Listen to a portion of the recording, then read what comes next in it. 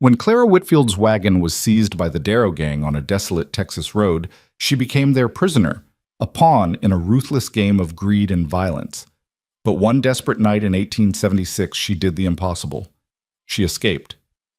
Barefoot, bleeding, and hunted like prey through the prairie darkness, she collapsed at the hooves of a lone cowboy stallion.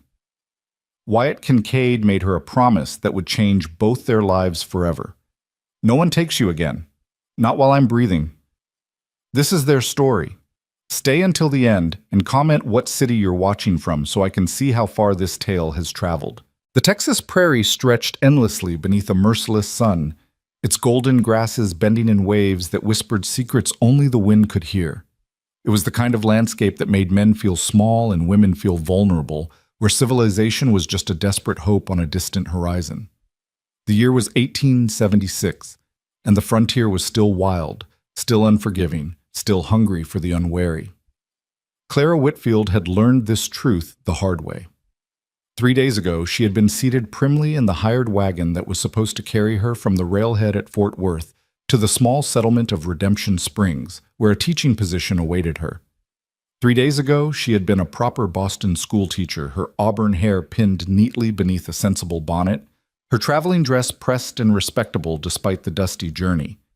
3 days ago, she had believed that education, determination, and a strong moral compass were sufficient armor against the world's cruelties. How naive she had been. Now, as the moon climbed higher in the star-scattered sky, Clara ran. Her feet, bare and bloodied, barely touched the hard-packed earth before lifting again. Her once fine traveling dress hung in tatters around her legs, the hem torn away entirely, the bodice ripped at the shoulder where rough hands had grabbed her. Her carefully pinned hair had come undone hours ago, streaming behind her like a copper banner that caught the moonlight and threatened to betray her position to anyone watching. Behind her, somewhere in the darkness, they were searching. She could hear them, distant shouts carried on the night wind, the occasional crack of a rifle shot fired more in frustration than with any real target. The Darrow gang. Even their name carried weight in Texas, spoken in whispers in saloons and around campfires, a warning to travelers and settlers alike. Led by Frank Darrow, a man whose cruelty was matched only by his cunning, the gang had terrorized the territory for years, always staying one step ahead of the law, leaving bodies and burned homesteads in their wake. And for 3 endless days, Clara had been their prisoner. The ambush had been swift and brutal. The wagon driver, a weathered man named Hutchins, who had driven this route 100 times before, hadn't even had time to reach for his rifle before the first shot dropped him from his seat. Clara remembered the explosion of the gunshot, the way Hutchins' body had jerked and then gone still, the reins falling slack from his hands. She remembered screaming, remembered trying to grab those reins herself, remembered strong arms yanking her from the wagon seat and throwing her to the ground. "Well, well, well," Frank Darrow had said, standing over her with a smile that held no warmth whatsoever. "Ain't you a pretty little thing? Boston," by the sound of that scream. "Long way from home, ain't you, schoolmarm?" How he had known what she was, she couldn't say. Perhaps it was written in every educated syllable she spoke, in the books scattered from her trunk across the prairie grass, in the very way she carried herself. It didn't matter. What mattered was the look in his eyes, a look that promised she was worth more alive than dead, at least for now. They had taken her wagon, taken her belongings, taken everything except her life and the clothes on her back, and then they had taken her to their camp, a ramshackle collection of tents and makeshift shelters hidden in a box canyon 2 hours' hard ride from the ambush site. For 3 days, Clara had existed in a state of controlled terror. She had been bound, guarded, treated not quite as a hostage, but not quite as a person either, more like valuable livestock that needed to be kept alive and undamaged for some future transaction. She had listened. Oh, how she had listened. When men thought a woman was too frightened or too refined to pay attention, they talked freely, and the Darrow gang had talked plenty. She had heard about Devil's Cut Canyon. She had heard about the weapons shipment coming in from Mexico. She had heard about the buyers waiting in New Mexico territory, about the small fortune in gold that would change hands, about the local officials who had been paid to look the other way. She had heard enough to send every man in that camp to the gallows, if she could only live long enough to tell someone who mattered. Her chance had come tonight, born of carelessness and whiskey. The guard assigned to watch her, a gap-toothed man they called Sully, had been drinking steadily since sundown, celebrating something she hadn't caught the details of. By midnight, he had been slumped against a wagon wheel, snoring loud enough to wake the dead, but apparently not loud enough to wake himself. Clara had worked at her bonds for an hour before the rope finally loosened. The gang had tied her wrists in front of her, a mistake born of underestimating what a desperate woman could accomplish. And she had used her teeth, her determination, and every ounce of Boston stubbornness her mother had ever accused her of possessing. When the rope finally fell away, she had sat frozen for a long moment, hardly daring to believe her luck. Then she had run. She had left everything behind, her shoes, abandoned in the tent where they had kept her, her bonnet, lost somewhere in the first 100 yards, even the shawl that might have protected her shoulders from the night chill. None of it mattered. Nothing mattered except distance, except freedom, except survival. The prairie was both her ally and her enemy. Its vastness gave her space to run, to disappear into darkness and distance, but it also offered no shelter, no hiding place, nowhere to rest. The full moon that helped her navigate also illuminated her like a spotlight on a stage. The firm ground that allowed her to run was the same ground that held no vegetation to obscure her trail. So she ran and ran and ran until her lungs burned and her legs trembled and her feet left bloody prints in the dust. She had no idea how long she had been running when she heard it, the sound that made her heart leap into her throat and then immediately plummet to her feet. Hoofbeats. Not the thunder of multiple horses, not the sound of the gang riding her down, but a single horse moving at a steady canter, getting closer with each passing second. Clara's legs gave out. She simply couldn't run anymore. Her body had reached its limit, that point beyond exhaustion where muscles refuse to obey and the world begins to spin sickeningly. She stumbled, tried to catch herself, and went down hard on the packed earth, her hands scraping against small rocks and thorny vegetation. The hoofbeats grew louder. She tried to rise, managed to get to her hands and knees, and then heard a man's voice cut through the night. "Whoa, Ghost. Easy, boy." The horse, a pale gray stallion that looked almost white in the moonlight, came to a halt so close to Clara that she could feel the heat radiating from its body.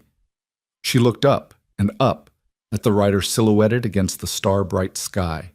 He was tall, lean, with the kind of build that spoke of hard work and harder living. A Stetson hat shadowed his face, but she could see the strong line of his jaw, darkened with several days' stubble. He wore a long duster over range clothes, and even in her exhausted state, Clara noted the way his hand rested casually on the revolver holstered at his hip. Not threatening, but ready. "Ma'am?" His voice was deep, carrying the slow drawl of a man born to this land. "You all right?" It was perhaps the most absurd question Clara had ever heard. She was on her hands and knees in the middle of the Texas prairie in the dead of night, her dress in tatters, her feet bleeding, her hair wild around her face like a madwoman's. Did she look all right? A laugh bubbled up from her chest, half hysterical and entirely inappropriate. "Do I look all right to you, sir?" The cowboy swung down from his saddle with an easy grace that suggested he spent more time on horseback than on foot. As he approached, the moonlight finally revealed his face, and Clara found herself looking into eyes that were both cautious and concerned. Gray eyes, she thought, or perhaps blue. It was hard to tell in the silver light. "No, ma'am, you don't," he said honestly. "You look like you've had yourself quite a night. Question is, are you running from something or to something?" "From," the word came out as barely more than a whisper. "I'm running from—" The crack of a rifle shot split the night, and Clara heard the whistle of a bullet passing overhead. The cowboy moved faster than she would have thought possible, one arm hooking around her waist and yanking her to her feet, the other drawing his revolver in a single fluid motion. "Time for explanations later," he growled. "Can you ride?" Yes, I think so, but—" "Good enough." He holstered his weapon, grabbed her around the waist with both hands, and literally threw her up onto his saddle. Before Clara could even process what was happening, he had swung up behind her, one arm like an iron band around her waist, the other gathering the reins. "Hold on," he said, and it wasn't a suggestion. The gray stallion, Ghost, he had called it, exploded into motion at a touch of its rider's heels. Clara grabbed the saddle horn with both hands, her body pressed back against the cowboy's chest as the horse stretched into a full gallop. The prairie blurred around them, the wind whipping her hair back into the stranger's face, the pounding of hoofbeats drowning out the shouts she could still hear behind them. More shots rang out, but they were firing blind now, desperate attempts to hit targets that were already fading into the distance. The cowboy didn't return fire, didn't waste ammunition or time. He just rode, guiding his horse with subtle shifts of weight and whispered commands, navigating the moonlit prairie with the confidence of a man who knew every rock and gully. They rode hard for what felt like hours, but was probably only 20 minutes before the cowboy finally slowed Ghost to a canter, then to a trot, then to a walk. Clara's hands ached from gripping the saddle horn, and she realized she was shaking, from cold, from fear, from the aftershocks of adrenaline. "They still following?" she managed to ask. The cowboy twisted in the saddle, looking back the way they had come. After a long moment, he shook his head. "Don't think so. Hard to track at night, even with a full moon. We put enough distance between us that they'd be shooting in the dark, hoping to get lucky." He looked down at her, his face still shadowed by his hat. "You want to tell me what in the hell is going on? Who were those men?" Clara took a breath, trying to organize her thoughts, trying to decide how much to say. "The Darrow gang. They ambushed my wagon 3 days ago, killed the driver, took me prisoner. I escaped tonight while my guard was drunk. That's all I know about who's chasing me.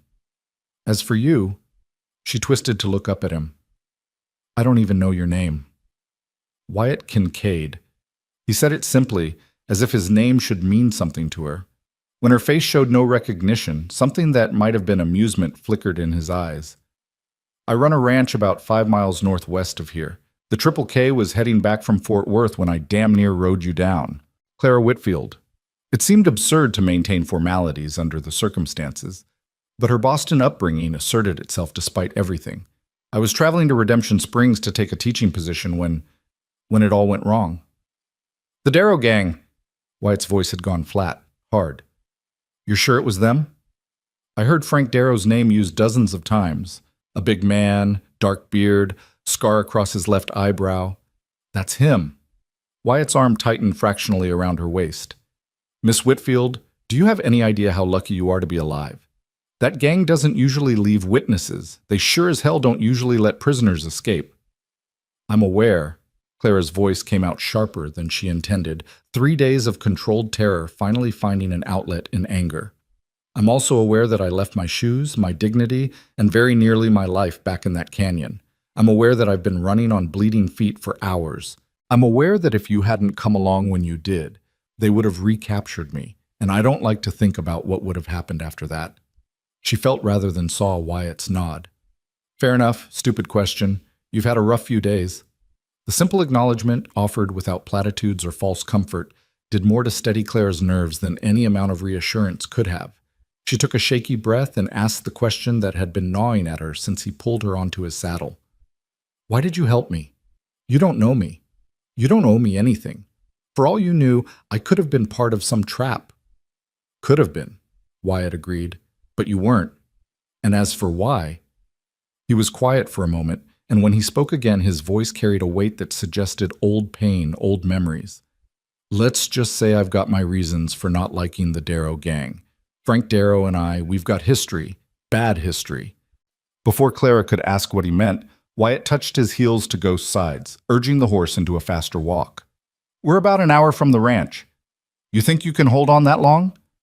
Clara looked down at her hands, still white-knuckled on the saddle horn, then at the vast prairie stretching around them in every direction.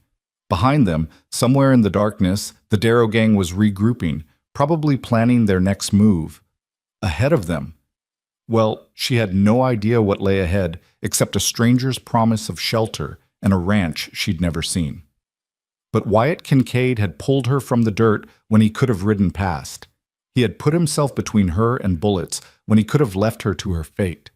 And when he had wrapped his arm around her waist and promised, "Hold on," something in his voice had made her believe she actually could. "I can hold on," she said, and meant it. They rode in silence after that. The only sounds, the steady rhythm of Ghost's hooves, the creak of leather, and the whisper of the night wind through the grass. Clara felt herself beginning to drift, exhaustion pulling at her consciousness like an undertow, the warmth of Wyatt's body at her back, the solid strength of his arm around her waist, the gentle rocking motion of the horse, all of it conspired to make her eyelids heavy. "Stay awake, Miss Whitfield." Wyatt's voice, quiet but firm, cut through her drowsiness. "I know you're tired, but stay awake until we get to the ranch. I need you alert." "I'm trying," Clara mumbled. "It's just, I haven't slept in 3 days. Not really. They kept me tied up, and I was too frightened to do more than doze." She felt Wyatt's sharp intake of breath. "They hurt you? Besides the obvious, I mean." It was a delicate question, asked carefully, and Clara understood immediately what he was really asking. "No, they didn't. Frank Darrow seemed to think I was more valuable undamaged. I heard him tell the others I was insurance and potential profit, though I don't know what that meant." "Ransom, probably," Wyatt said grimly. "Or he planned to sell information about a Boston schoolteacher to someone back east who might pay to keep their reputation clean. Darrow's got a nasty habit of extortion, but mostly—" He paused, then continued in a voice that suggested he was choosing his words carefully. "Mostly, I think he was planning to sell you to the Comancheros." Clara's blood ran cold.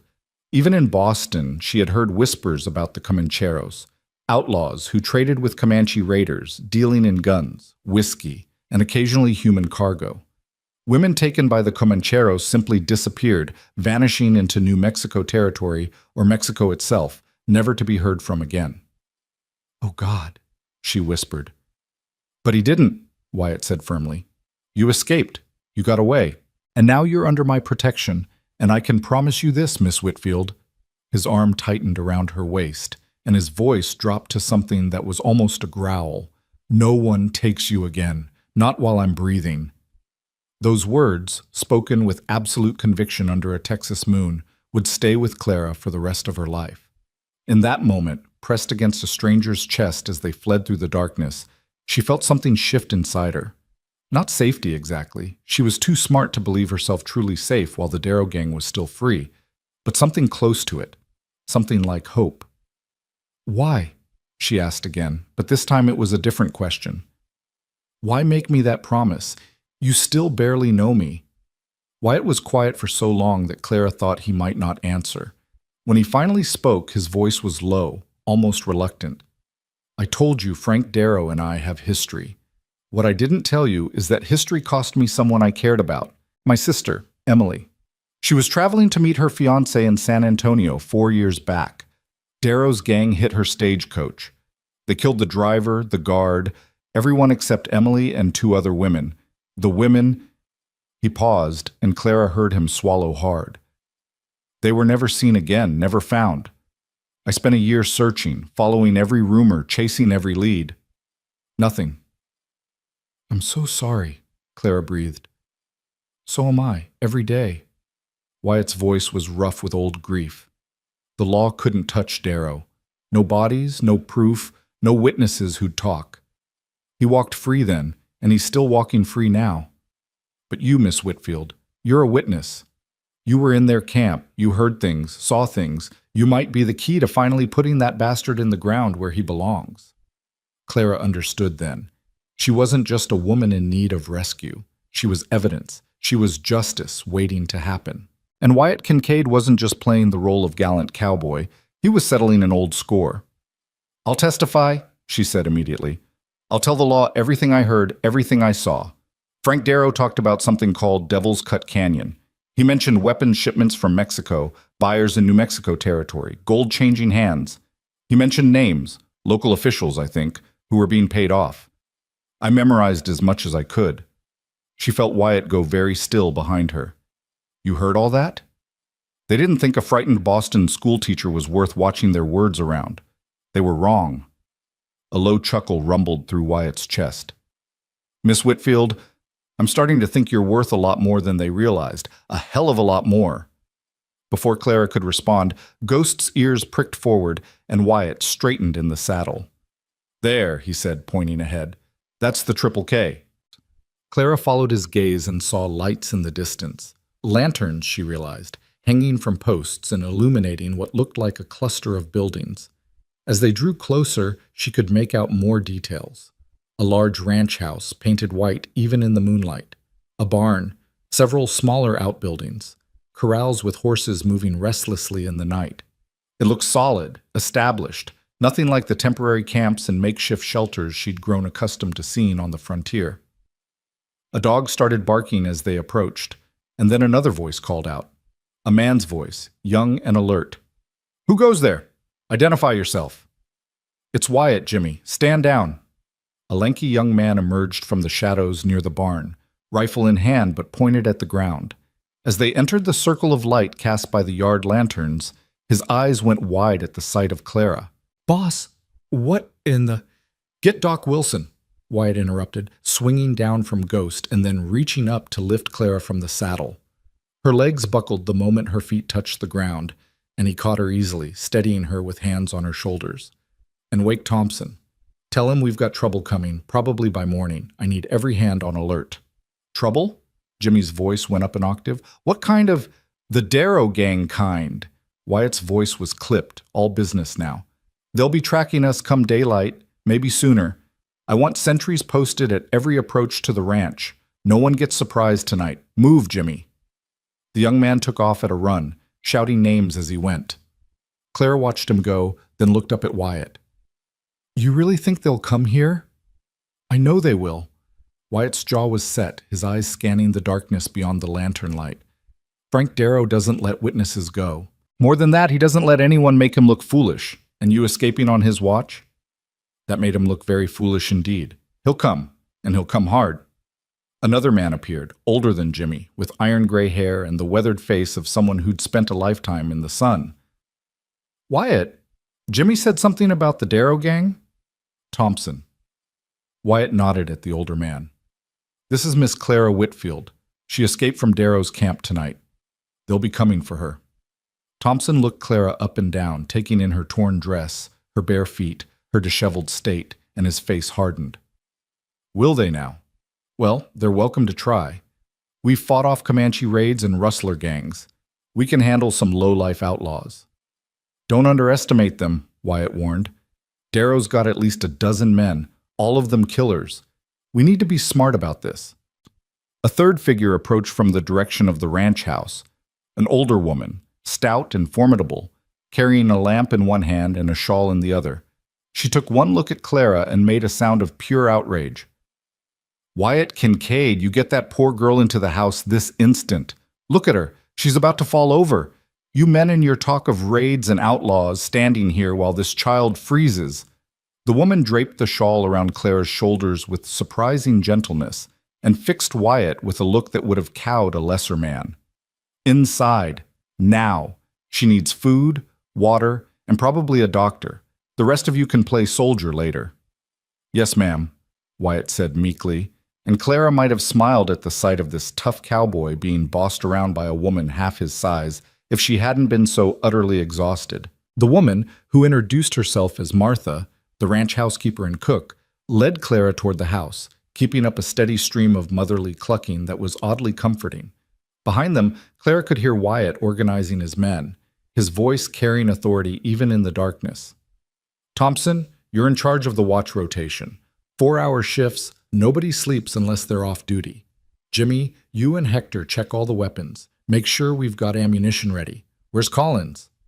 "Here, boss," another voice from the darkness. "Ride to town at first light. Find Sheriff Davis, tell him we've got a witness to the Darrow gang's activities, and they're likely to hit us trying to get her back. We need the law on our side for this." The voices faded as Martha ushered Clara through the door and into the ranch house proper. The interior was warm, lit by oil lamps that cast a golden glow over comfortable furniture, hardwood floors, and walls decorated with simple but tasteful artwork. It was a home, Clara realized. Not just a shelter, but a real home, filled with the kind of details that spoke of care and permanence. Martha led her to a large kitchen, sat her down at a sturdy wooden table, and immediately began pumping water into a basin. "Let's see to those feet first," she said. "Then we'll worry about the rest." As Martha cleaned and bandaged her torn feet with expert efficiency, Clara felt the last of her adrenaline draining away, leaving nothing but bone-deep weariness. She was dimly aware of more people entering the kitchen, men's voices, the clatter of guns being checked and loaded, the scrape of chairs. Someone put a cup of hot coffee in her hands, and she drank it automatically, barely tasting it. "Is she going to be all right?" That was Wyatt's voice, closer now. "She'll be fine." Martha's tone brooked no argument. "What she needs is sleep, food, and a safe place to recover. What she doesn't need is a bunch of men stomping around planning battles. Take your war council somewhere else." Clara heard Wyatt's low chuckle. "Yes, ma'am." "Miss Whitfield?" His hand touched her shoulder gently. "Martha's going to put you in the guest room. It's got a solid lock on the door and a window that overlooks the front yard. You'll be safe there. I'll have men watching all night." Clara looked up at him, the stranger who had somehow become her protector in the space of an hour. In the lamplight, she could finally see him clearly. A man perhaps in his early 30s with a strong, honest face marked by sun and wind and hard work. His gray eyes met hers steadily, and she saw in them a determination that was almost fierce. "Thank you," she said simply. "For everything." Wyatt nodded. "Thank me when this is over and Darrow's behind bars. Until then, just stay inside, stay safe, and tomorrow we'll figure out how to end this once and for all." He turned to leave, but Clara reached out and caught his arm. "Mr. Kincaid? That promise you made, about no one taking me again. Did you mean it?" Wyatt looked down at her hand on his arm, then up to her face, and what she saw in his expression made her breath catch. It was more than determination, more than duty. It was something personal, something almost protective in its intensity. "Every word, Miss Whitfield," he said quietly. "Every single word. You're under my protection now, and I don't break my promises." Then he was gone, his bootsteps echoing down the hallway, leaving Clara alone with Martha and a feeling that her life had just changed in ways she couldn't yet comprehend. As Martha led her up the staircase to a comfortable bedroom, Clara caught glimpses of the men preparing for battle, rifles being cleaned, ammunition counted, positions discussed in low, serious voices. Through a window, she saw lanterns being lit along the perimeter of the ranch, sentries taking up their posts in the darkness. The Darrow gang was coming. Everyone knew it. The question was when and how hard they would hit. But as Clara finally lay down on a real bed for the first time in 3 days, her torn feet bandaged, her body wrapped in a clean nightgown Martha had provided, she found herself thinking not about the danger ahead, but about the promise behind. "No one takes you again. Not while I'm breathing." Wyatt Kincaid had said those words like an oath, like a vow, like something sacred and unbreakable. And somehow, despite everything, despite the terror of the past 3 days, despite the danger still looming, despite the fact that she barely knew him, Clara believed him. Outside, the night deepened. Somewhere in the darkness, the Darrow gang was regrouping, planning, preparing for revenge. But here, in this room with its sturdy lock and watchful sentries, Clara finally allowed herself to close her eyes. For the first time since the ambush, she felt something that resembled safety. And it was all because of a cowboy who had stopped his horse for a stranger and promised her something she had never expected to hear: protection, safety, a chance to fight back. Tomorrow, she knew, the real battle would begin. Frank Darrow would come for her, and when he did, blood would be spilled on Texas soil. But tonight, wrapped in borrowed cotton and guarded by men she didn't know, Clara Whitfield finally slept. And in her dreams, gray eyes watched over her, and a deep voice promised again and again, "No one takes you again." The promise of a cowboy, the beginning of something neither of them could have predicted. The first chapter in a story written in gunpowder and starlight, in courage and survival, in the vast and unforgiving heart of Texas. Dawn broke over the Triple K Ranch with the kind of golden light that poets wrote about and painters tried to capture, soft and warm, spreading across the prairie like honey poured from heaven. But the beauty of the morning was lost on the men who had spent the night preparing for war. Clara woke to the sound of voices drifting through her window, low and urgent. For a disorienting moment, she didn't know where she was. The bed was too soft, the room too clean, the air too still. Then memory crashed back like a wave. The ambush, the captivity, the desperate escape, Wyatt Kincaid's promise in the moonlight, and she sat up so quickly her head spun. Her feet throbbed with a dull, persistent ache. Looking down, she saw Martha's careful bandaging still in place, spotted with small dots of blood that had seeped through during the night. Every step was going to hurt, but Clara had endured worse. She had run through the prairie on bare, bleeding feet. She could certainly walk across a bedroom floor. A soft knock on the door made her freeze. "Miss Whitfield, you awake?" Martha's voice, warm and motherly, even through the thick wood. "Yes, I'm awake." The door opened to reveal Martha carrying a tray laden with food, eggs, bacon, biscuits, and a pot of coffee that smelled like salvation. "Figured you'd be hungry. You barely touched the soup I brought up last night before you fell asleep." She set the tray on a small table by the window and opened the curtains, flooding the room with morning light. "Eat up. You need your strength." Clara's stomach growled audibly at the sight of real food, and she realized she couldn't remember the last proper meal she'd had. The Darrow gang had fed her, but barely. Stale bread, jerky so tough it hurt her jaw, water that tasted of rust from an old canteen. This breakfast looked like a feast by comparison. "Thank you," she said, meaning it with her whole heart. "For everything. The room, the clothes, the kindness. I don't know how I'll ever repay you." Martha waved a dismissive hand. "Nonsense. You don't repay kindness, child. You pass it forward when you get the chance. Now eat before it gets cold, and then we'll see about finding you some proper clothes. Can't have you running around in my nightgown all day, even if you do wear it well." As Clara ate, and the food was as delicious as it looked, Martha moved around the room with practiced efficiency, laying out a simple dress, stockings, and a pair of worn but serviceable boots. "These were my daughters," she explained. "She married a shopkeeper in Dallas 3 years back, left most of her old things here. You look about her size, maybe a touch taller. The dress should fit well enough." "Your daughter won't mind?" "She'd be insulted if I didn't offer." Martha's smile was warm. "Besides, Wyatt's already sent a man into town to wire the territorial marshal and the sheriff in Fort Worth. You're going to be here for a few days at least, maybe longer. Can't have you living in a nightgown the whole time." The mention of Wyatt's name made Clara pause, a forkful of eggs halfway to her mouth. Is Mr. Kincaid all right? After last night, I mean?" "Wyatt? Oh, he's fine. Barely slept, but that's nothing new for him when there's trouble brewing. He's been up since before dawn, organizing the men, checking the perimeter, making plans." Martha's expression grew more serious. "He's expecting the Darrow gang to make their move soon. Question is whether it'll be today or if they'll wait and watch first." A chill ran down Clara's spine despite the warm room. "And if they come?" "Then we fight." Martha said it simply, as if discussing the weather.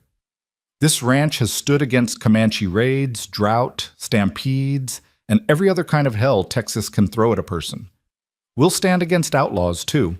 You finish your breakfast, get dressed, and then Wyatt wants to talk to you. Says you've got information that could help put Darrow away for good." Clara nodded, her appetite suddenly diminished. The information she carried felt like a weight pressing down on her chest. Devil's Cut Canyon. Weapons shipments. Names of corrupt officials. It was valuable intelligence, the kind that could dismantle Darrow's entire operation, but only if she survived long enough to deliver it to someone who could act on it. 20 minutes later, dressed in Martha's daughter's simple cotton dress and trying not to wince with every step, Clara made her way downstairs. The ranch house was bustling with activity. Men moved through the hallways carrying rifles and ammunition boxes, their faces set with grim determination. Through the windows, she could see more men positioned around the property, watching the prairie with careful eyes. She found Wyatt in what appeared to be his study, bent over a large map spread across a heavy oak desk. Morning light slanted through the window behind him, illuminating dust motes in the air and turning his dark hair bronze at the edges. He had changed clothes since last night, fresh shirt, clean vest, but the same worn gun belt slung low on his hips. He looked up as she entered, and something in his expression softened. "Miss Whitfield, how are you feeling?" "Like I ran barefoot through the prairie for hours while being shot at," Clara said honestly. "But alive, which is more than I had any right to expect yesterday." A ghost of a smile touched Wyatt's lips. "Fair assessment. Come in, please. And close the door. What we need to discuss isn't for general consumption just yet." Clara did as asked, moving to stand across the desk from him. Up close, she could see the fatigue lines around his eyes, the tension in his shoulders. He had meant what he said about not sleeping. Martha said you wanted to talk to me about the information I have. I do. Wyatt gestured to a chair. Atsasu. But first, I need to know exactly what you're willing to do with that information. The law will want your testimony, Miss Whitfield. That means going to Fort Worth, possibly to the territorial capital. It means standing up in court and looking Frank Darrow in the eye while you tell a judge and jury everything you heard and saw. It means putting yourself in danger because even locked up, Darrow has connections, men who might come after you to keep you quiet. Clara had expected this conversation, but hearing it laid out so bluntly still made her stomach clench. She thought about the easy life she could have had if she'd just kept her head down, if she'd pretended to be too frightened to remember anything useful. She could claim ignorance, let the law handle things their own way, disappear into a new life somewhere far from Texas and Frank Darrow's reach. But then she thought about Emily Kincaid, Wyatt's sister, taken 4 years ago and never seen again. She thought about the other women the Darrow gang had captured, the lives destroyed, the families left wondering and grieving. She thought about the wagon driver, Hutchins, shot dead without warning for the crime of doing his job, and she thought about Wyatt's promise in the moonlight. No one takes you again, not while I'm breathing. I'll testify, she said firmly. I'll tell them everything. It's the right thing to do, and more than that, it's the only thing to do.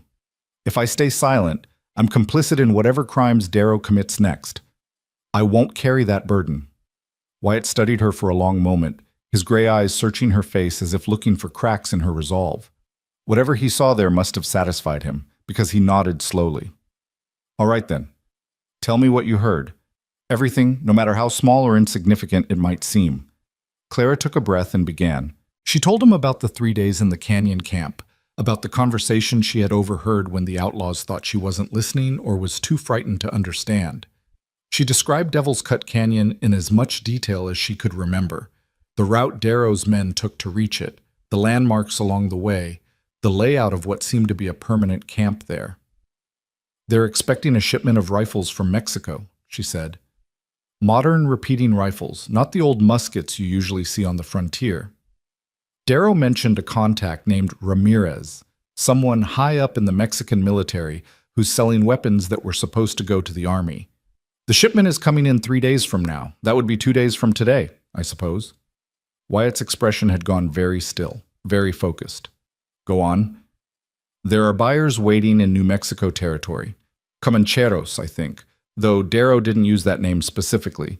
He just called them the buyers from the Northwest.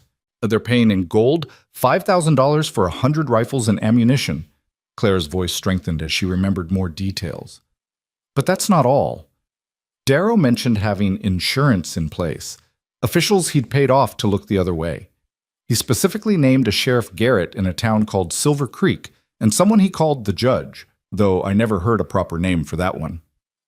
Silver Creek is about 60 miles west of here, Wyatt said, his jaw tight. Garrett's been sheriff there for 2 years. If he's dirty, that explains a lot about why Darrow's been able to operate so freely in that region. He made a note on a piece of paper. What else? Clara closed her eyes, forcing herself to remember.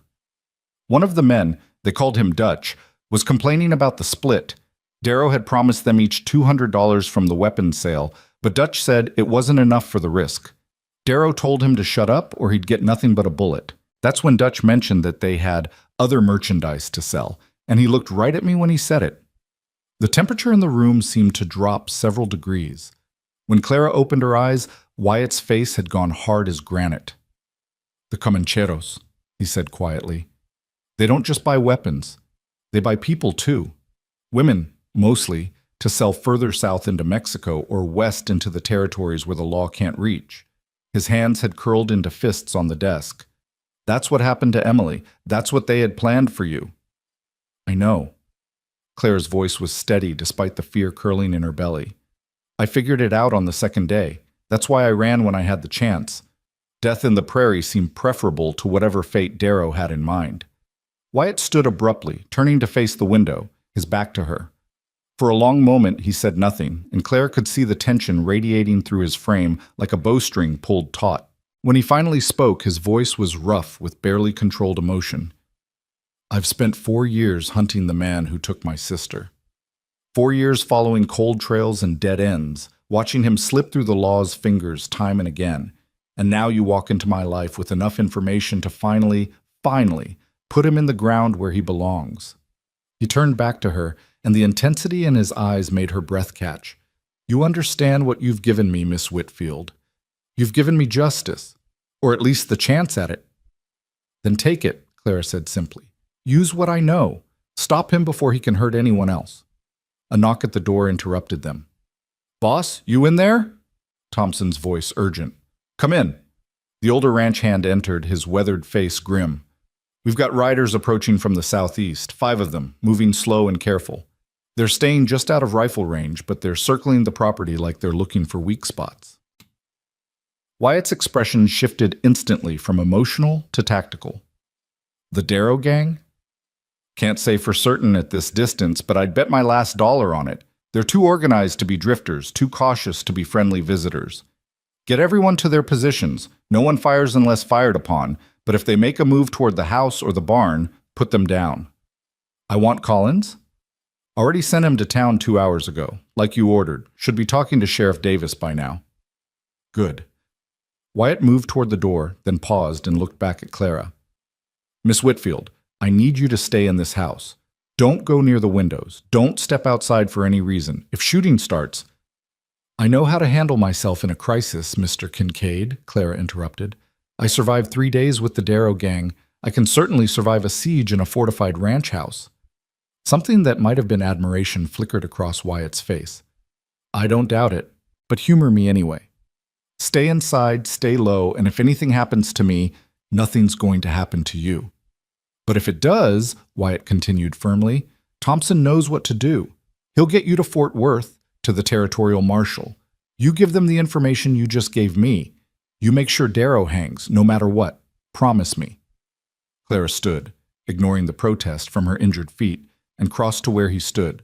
Looking up into his face, she saw past the hard exterior to the man beneath. A man who had lost his sister, who had spent years pursuing justice, who had stopped his horse for a stranger in the night and promised her protection. A man who kept his promises, no matter the cost. "I promise," she said, "but you're going to be fine. You're going to see this through, and we're both going to watch Frank Darrow hang." For a heartbeat, they stood there, close enough that Clara could see the flecks of darker gray in his eyes, could smell the scent of leather and gunpowder and something uniquely him. Then Wyatt nodded once, sharp and decisive, and strode from the room with Thompson at his heels. Clara moved to the window, carefully, staying to the side where she couldn't be seen from outside, and looked out at the ranch. The 5 riders Thompson had mentioned were visible now, dark shapes against the golden prairie, circling slowly like vultures over carrion. Even from this distance, she could feel the menace radiating from them. Martha appeared at her elbow, silent as a ghost. "Those are bad men out there," the older woman said quietly. "Men who've killed before and won't hesitate to kill again. But Wyatt's faced worse. He'll protect this ranch and everyone in it, or die trying." "That's what I'm afraid of," Clara murmured. The morning stretched into afternoon with agonizing slowness. The riders maintained their distance, watching but not attacking, and the tension in the ranch house grew with every passing hour. Clara tried to make herself useful, helping Martha prepare food for the men, checking that windows and doors were secured, doing anything to keep her hands busy and her mind from dwelling on what might happen when the Darrow gang finally made their move. It was mid-afternoon when Collins returned from town, his horse lathered with sweat from hard riding. Clara watched from the window as he dismounted and hurried to where Wyatt stood with several of the ranch hands. The conversation was brief and animated, with Collins gesturing emphatically toward town and Wyatt's face growing progressively darker. When Wyatt strode back toward the house, Clara met him at the door.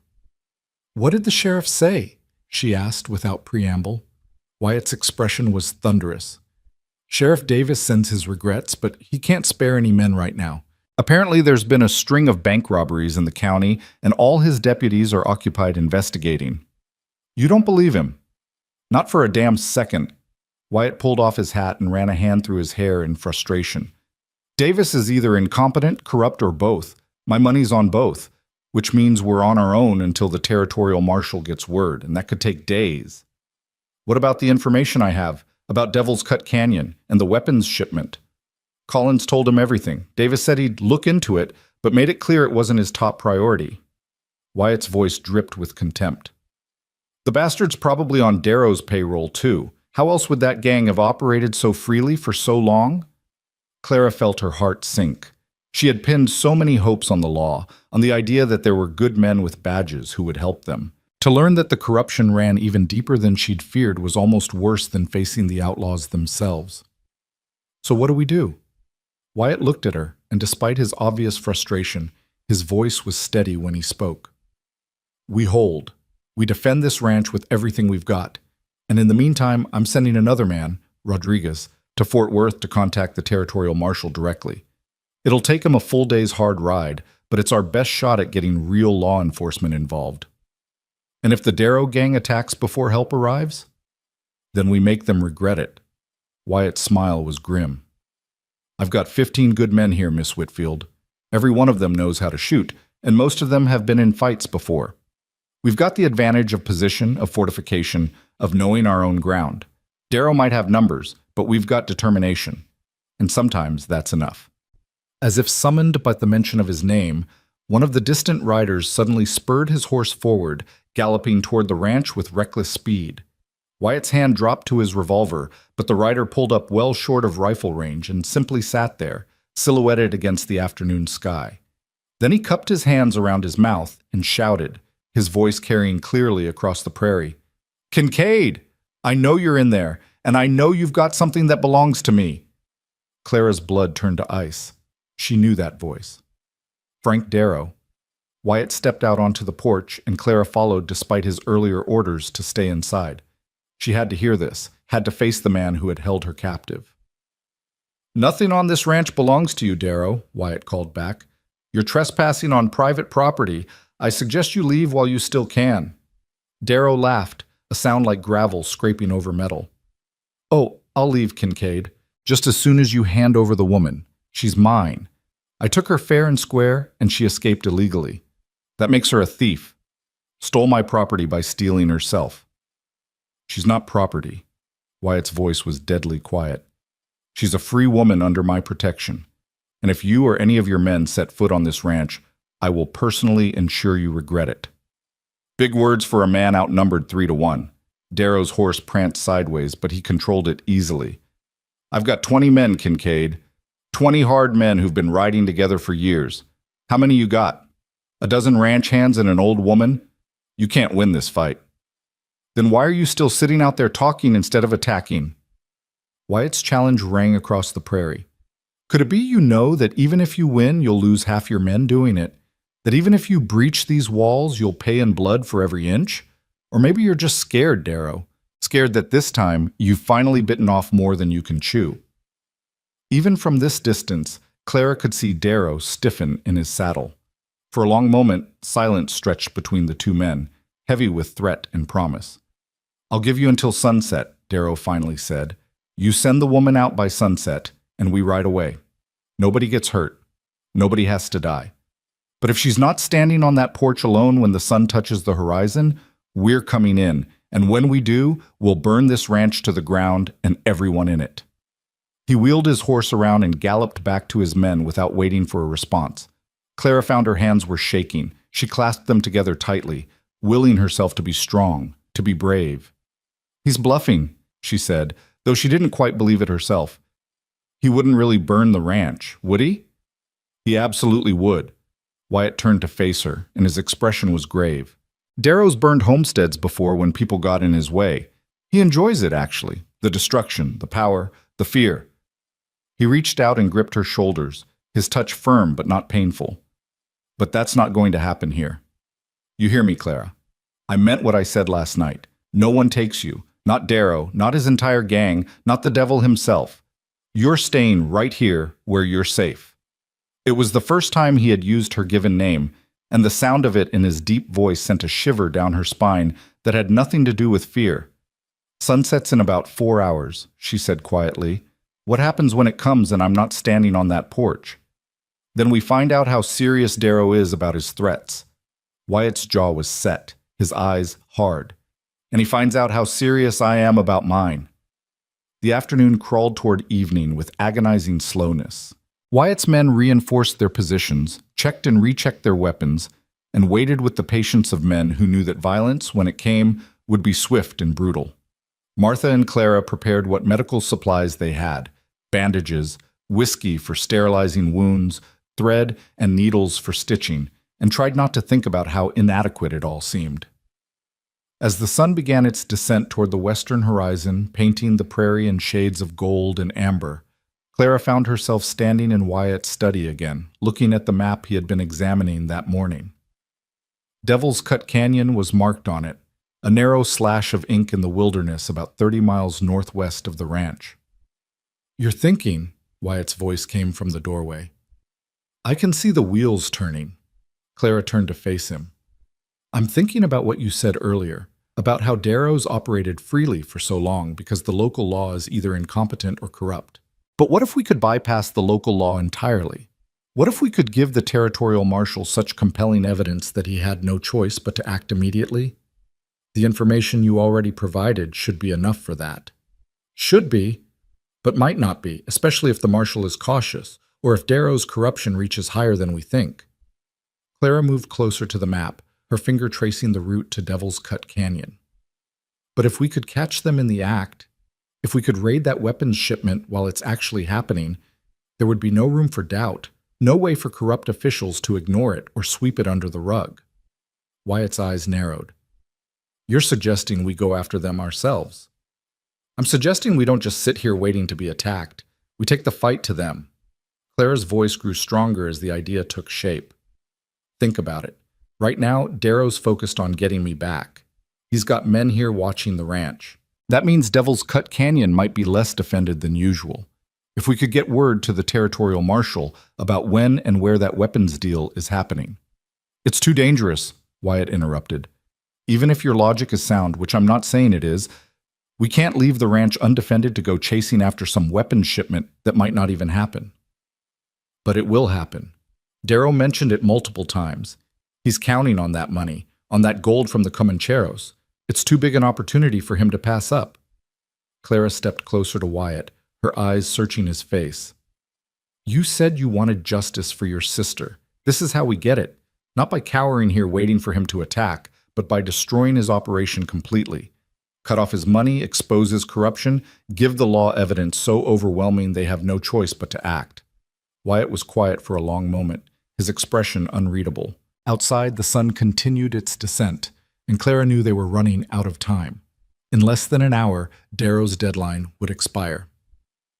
"Even if I agreed with you," Wyatt finally said, "which I'm not saying I do, there's no time to organize a raid. The shipment's coming in tomorrow, you said. That's barely 24 hours away." "Then we move fast. We send a rider tonight to the territorial marshal with full details, locations, times, names. We keep enough men here to hold the ranch if Darrow attacks, but we take a small team to Devil's Cut Canyon to witness the exchange and provide backup if the marshal can get men there in time." "And if the marshal can't? If we end up facing Darrow and the Comancheros alone?" "Then we do what you've been doing for 4 years," Clara said quietly. "We survive. We fight. We make sure that even if we go down, we take Frank Darrow with us." Wyatt stared at her for a long moment, and Clara could see the war playing out behind his eyes. The desire for vengeance battling against the responsibility to protect his ranch and his people, the hunger for justice fighting against the practical reality of their situation. "You're either very brave or very foolish," he finally said. "I haven't decided which." "Can I be both?" A startled laugh escaped him, breaking the tension. "I suppose you can at that." He turned back to the map, studying it with new eyes.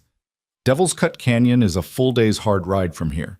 If we left at dawn, we could make it by late afternoon, scope out the area, and be in position by the time the shipment arrives the next morning." "So you agree it's a good plan?" "I agree it's a plan," Wyatt corrected. "Whether it's good remains to be seen, but you're right about one thing. Sitting here waiting for Darrow to make his move puts us on the defensive. I'd rather be on the offense dictating the terms of engagement rather than reacting to his." Before Clara could respond, the sound of rapid hoofbeats echoed across the ranch yard, followed by shouting. Wyatt was out the door and running before she could even process what was happening.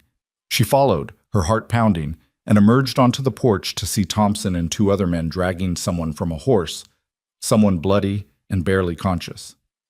"It's Rodriguez," Thompson said grimly as they carried the man up the porch steps. "We found him about 2 miles out, shot and left for dead." Clara's stomach dropped.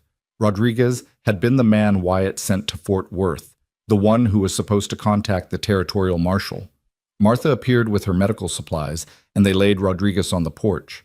His shirt was soaked with blood from a wound in his side, and his face was pale as milk. But his eyes were open, and when he saw Wyatt, he grabbed his boss's arm with surprising strength. "Ambush!" he gasped. 5 miles. Out. They were waiting, knew I was coming. "How?"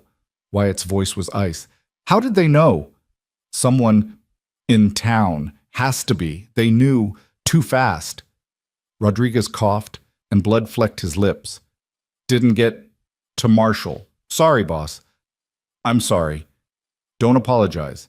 You're alive, and that's what matters." Wyatt looked up at Martha. "Can you save him?" Martha's expression was grim as she cut away Rodriguez's shirt to examine the wound.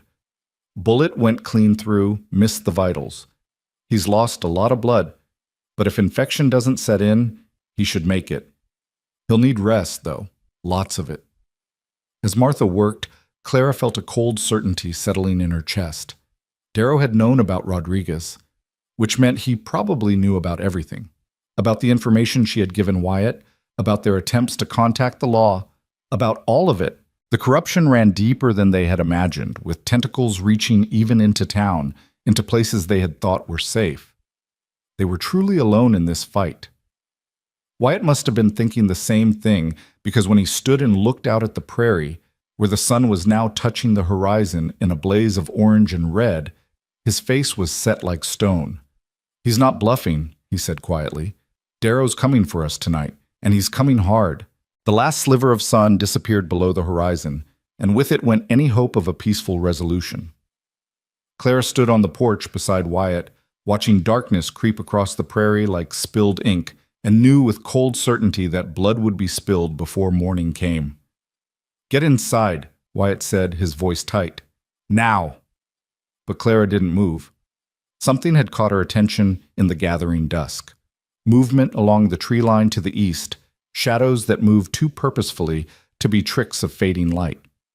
"Wyatt," she said quietly, pointing. "There." He saw it instantly, his body going rigid. "They're flanking us, Thompson!" His shout cut through the evening air. "East side in the trees! How many can you count?" Thompson, positioned on the roof of the barn with a rifle, called back. "At least 6, maybe more. They're spreading out, trying to surround the house." Wyatt grabbed Clara's arm, not roughly, but with unmistakable urgency, and physically pulled her through the doorway. "I need you to listen to me very carefully," he said, his gray eyes boring into hers. "What's about to happen is going to be loud, chaotic, and terrifying. You're going to hear gunfire, shouting, possibly explosions if they try to use dynamite. Martha knows what to do. She'll take you to the root cellar beneath the kitchen. It's reinforced, defensible, and has a tunnel that leads out beyond the barn in case we need to evacuate." "I'm not hiding in a cellar while you and your men fight my battle," Clara protested. "This isn't your battle. It's mine. Has been for 4 years since the day they took Emily." Wyatt's hands moved to her shoulders, his grip firm. "But you're right that it's about you now too, which is exactly why you need to survive this. That information in your head about Devil's Cut Canyon, about the weapons shipment, about Darrow's corruption, that's the only real weapon we have against him. If you die tonight, he wins, even if we kill every man he's got. Do you understand?" Clara wanted to argue, wanted to insist she could help, could fight, could do something other than cower in a hole while good men died protecting her. But the logic was unassailable, and the look in Wyatt's eyes told her that arguing would only waste precious seconds neither of them had to spare. "I understand," she said, "but Wyatt, don't." He cut her off gently. "Don't say goodbye. Don't say anything that sounds final. I made you a promise, and I keep my promises. I'll see you when this is over." Then he was gone, striding back out into the darkening yard, shouting orders to his men. Clara watched through the window as the ranch transformed into a fortress. Men took positions behind hastily constructed barricades, rifles gleaming in the lamplight. The barn doors were barred from within. Every window in the house had a defender behind it. Martha appeared at her elbow. "Come on, child. Down to the cellar with you." "What about Rodriguez? We can't just leave him bleeding on the porch." "Already thought of that." Jimmy and Hector carried him to one of the back bedrooms. "He's as safe as any of us. Safer, maybe." Martha's weathered hand closed around Clara's wrist. "Now stop arguing and move." The root cellar was exactly what Wyatt had described, a reinforced space beneath the kitchen, cool and dark, and smelling of earth and stored vegetables. Martha lit a lantern, casting flickering shadows on the stone walls, and showed Clara the tunnel entrance hidden behind a stack of flour sacks. "If things go bad up there, you run," Martha said bluntly. "Don't wait for permission. Don't try to be brave. You run through that tunnel, and you keep running until you hit the Redford Ranch about 8 miles northwest. Tell James Redford that Wyatt Kincaid needs help, and he'll come with every man he's got. Redfords and Kincaids have been friends for 3 generations. He won't let us down." "You're not coming with me?" Clara asked, already knowing the answer. "Someone's got to stay up there and tend the wounded. That's my job. Has been for 20 years on this ranch." Martha's smile was sad but steady. "Don't you worry about me, Miss Whitfield. I've survived worse than a gang of outlaws. You just remember what I told you about the Redford Ranch if things go sideways." The older woman climbed back up the ladder, and Clara heard the trapdoor close with a decisive thud. Then there was nothing but silence, broken only by the rapid hammering of her own heart and the distant sounds of men preparing for battle. The waiting was almost worse than the captivity had been. At least with the Darrow gang, Clara had known what to expect. Cruelty, yes, but purposeful cruelty, calculated to keep her valuable and undamaged. This was different. This was the terrible anticipation of violence, the knowledge that men were about to kill and die, and there was nothing she could do but sit in a dark hole and pray. She didn't know how long she waited. It could have been 10 minutes or an hour.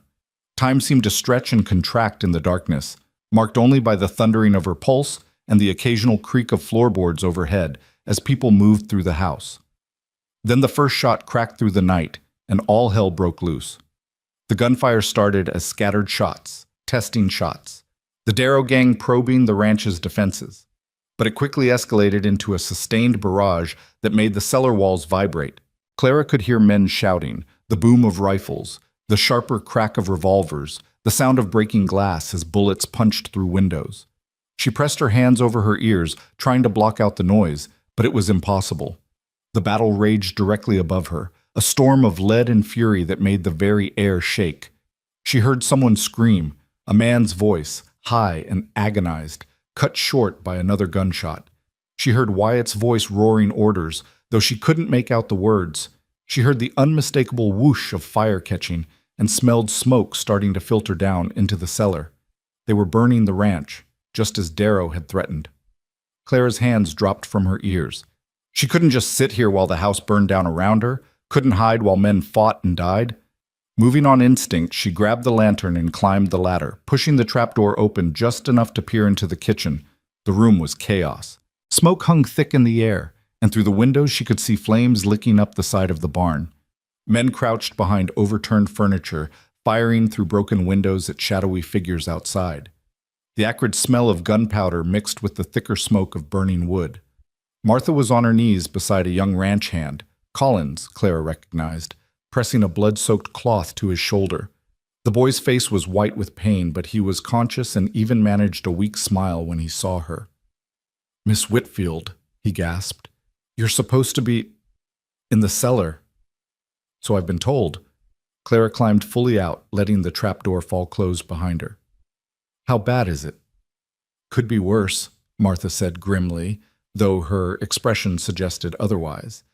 "They've got us pinned down, set fire to the barn, and killed at least 2 of our boys. But we've dropped 6 or 7 of theirs, so they're hurting too. It's a standoff, near as I can tell." Another volley of gunfire punctuated her words, and more glass shattered. A bullet punched through the wall above Clara's head, and Martha yanked her down behind the heavy kitchen table. "Wyatt's going to have my hide for letting you up here," Martha muttered. Wyatt's going to have bigger problems than me. Clara's eyes had adjusted to the smoke and chaos, and through the kitchen doorway, she could see into the main room where Wyatt and Thompson were returning fire through the front windows. They can't hold this position forever. The smoke alone will force them out eventually. That's what Darrow's counting on, Martha agreed. Burn us out. Pick us off as we run. It's a good strategy, damn him. Clara's mind raced, searching for options. They couldn't stay here, but running would be suicide. The Darrow gang had them surrounded, would cut them down the moment they broke cover. Unless… Martha, how many men does Wyatt have left fit to fight? Maybe 10, 11, if you count Rodriguez, which you shouldn't since he can barely stand. And Darrow had 20, but you said we've dropped 6 or 7, so he's got 13, maybe 14 left. Clara was thinking out loud now, her Boston education finally proving useful. That's not enough to completely surround the ranch.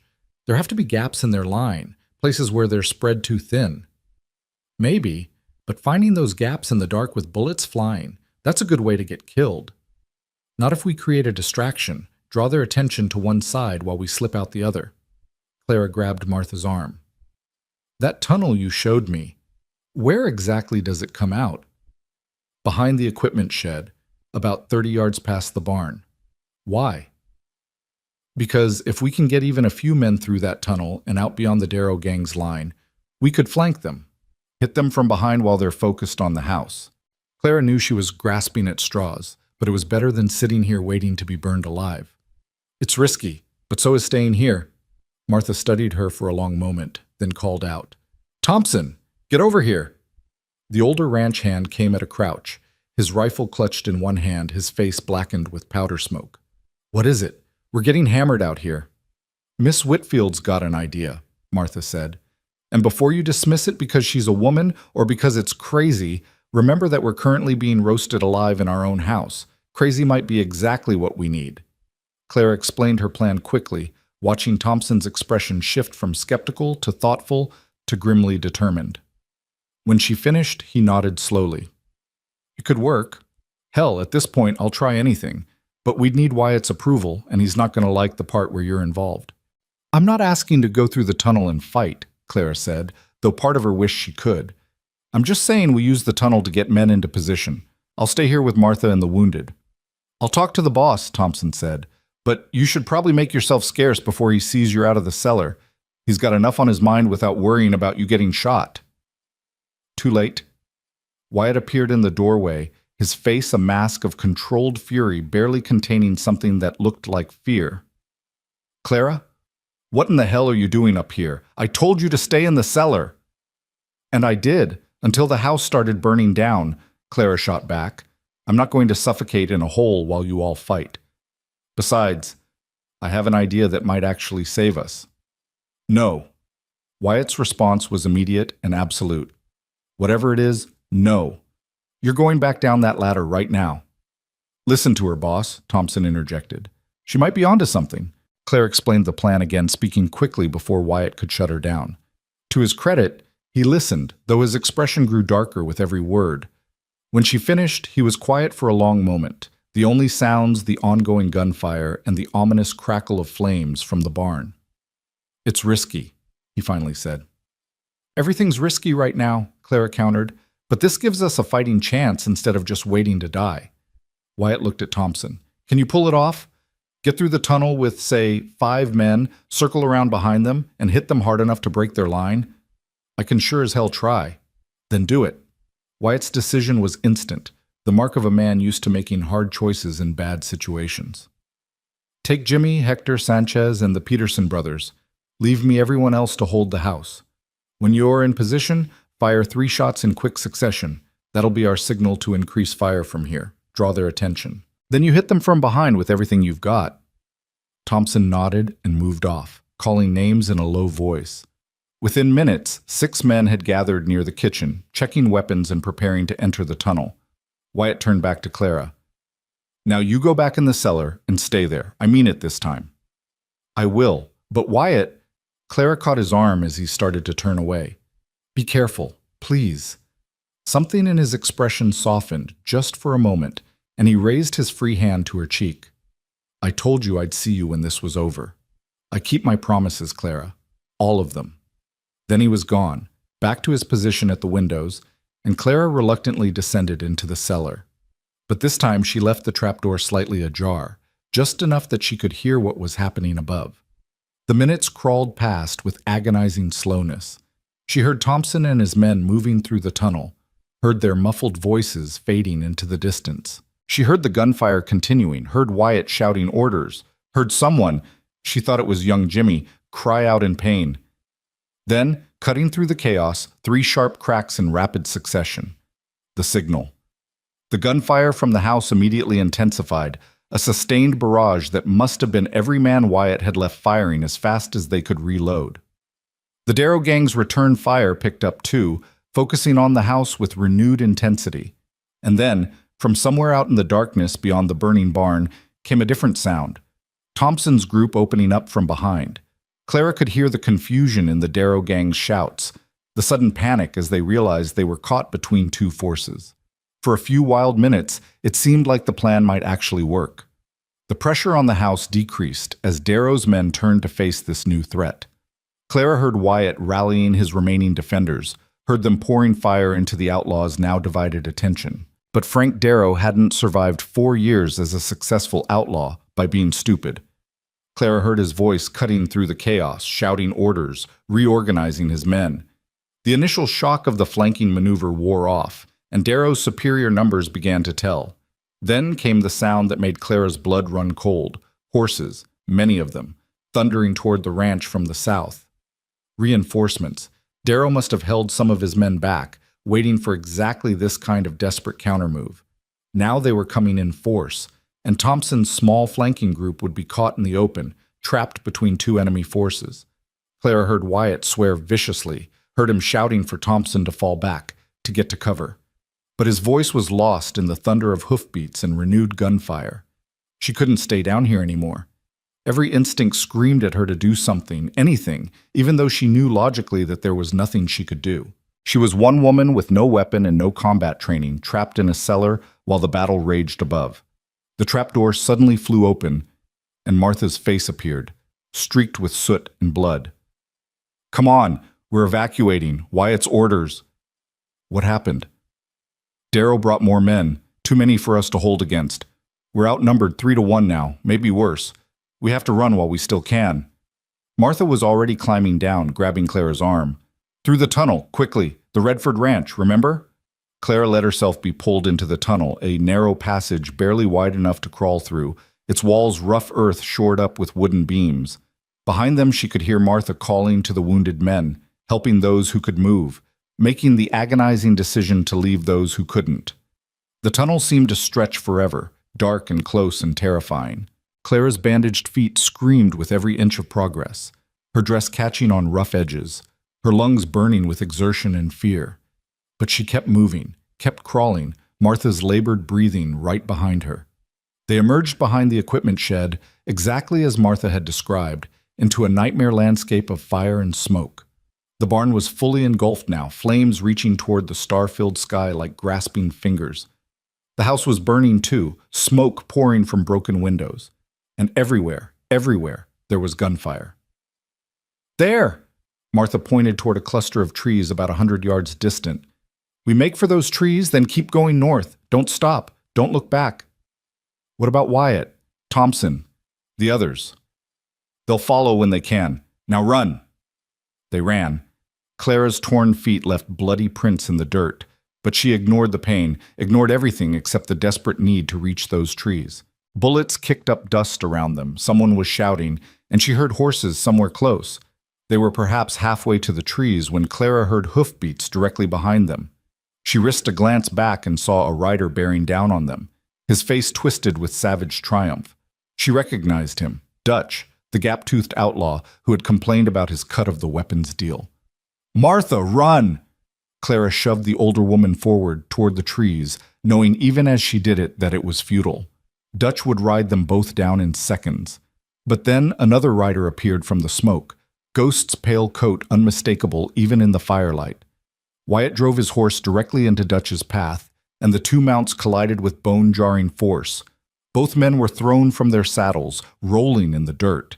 Dutch came up first, clawing for his revolver, but Wyatt was faster, his gun already in his hand, and the single shot echoed across the chaos of the battlefield. Dutch fell and didn't move again. Wyatt stood, swaying slightly, and Clara saw blood streaming down his left arm. He'd been hit, though she couldn't tell how badly in the dim light. "Wyatt!" She started toward him, but he waved her back. "Go! Get to the trees! I'll cover you! Not without you! Damn it, Clara! For once in your life, just do what you're told!" His shout was raw with fear and fury.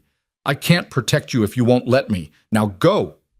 Clara went, hating every step, her heart tearing itself apart as she left him standing there bleeding. Martha caught her arm as she reached the trees, pulling her into the relative safety of the shadows. "He'll be fine," Martha said, though her voice shook. "Wyatt survived worse. He'll come through." They crouched in the underbrush, watching the battle unfold. Wyatt had remounted Ghost and was riding hard for the burning ranch house, laying down covering fire as other figures emerged from the smoke. Thompson, limping badly, but alive. Young Jimmy, supporting a wounded Hector. 3 other ranch hands whose names Clara didn't know. And then she saw him.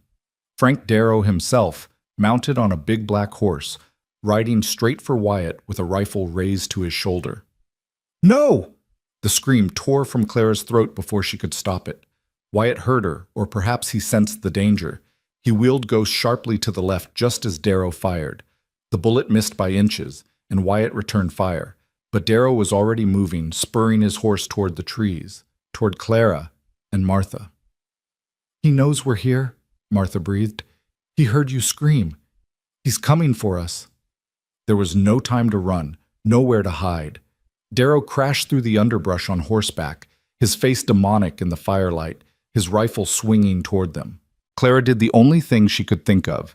She grabbed a fallen branch, substantial, as thick as her wrist, and swung it with all her strength at the horse's legs as Darrow burst into the clearing. The horse shrieked and reared, its front hooves pawing the air. Darrow, caught by surprise, lost his stirrups and tumbled backward from the saddle.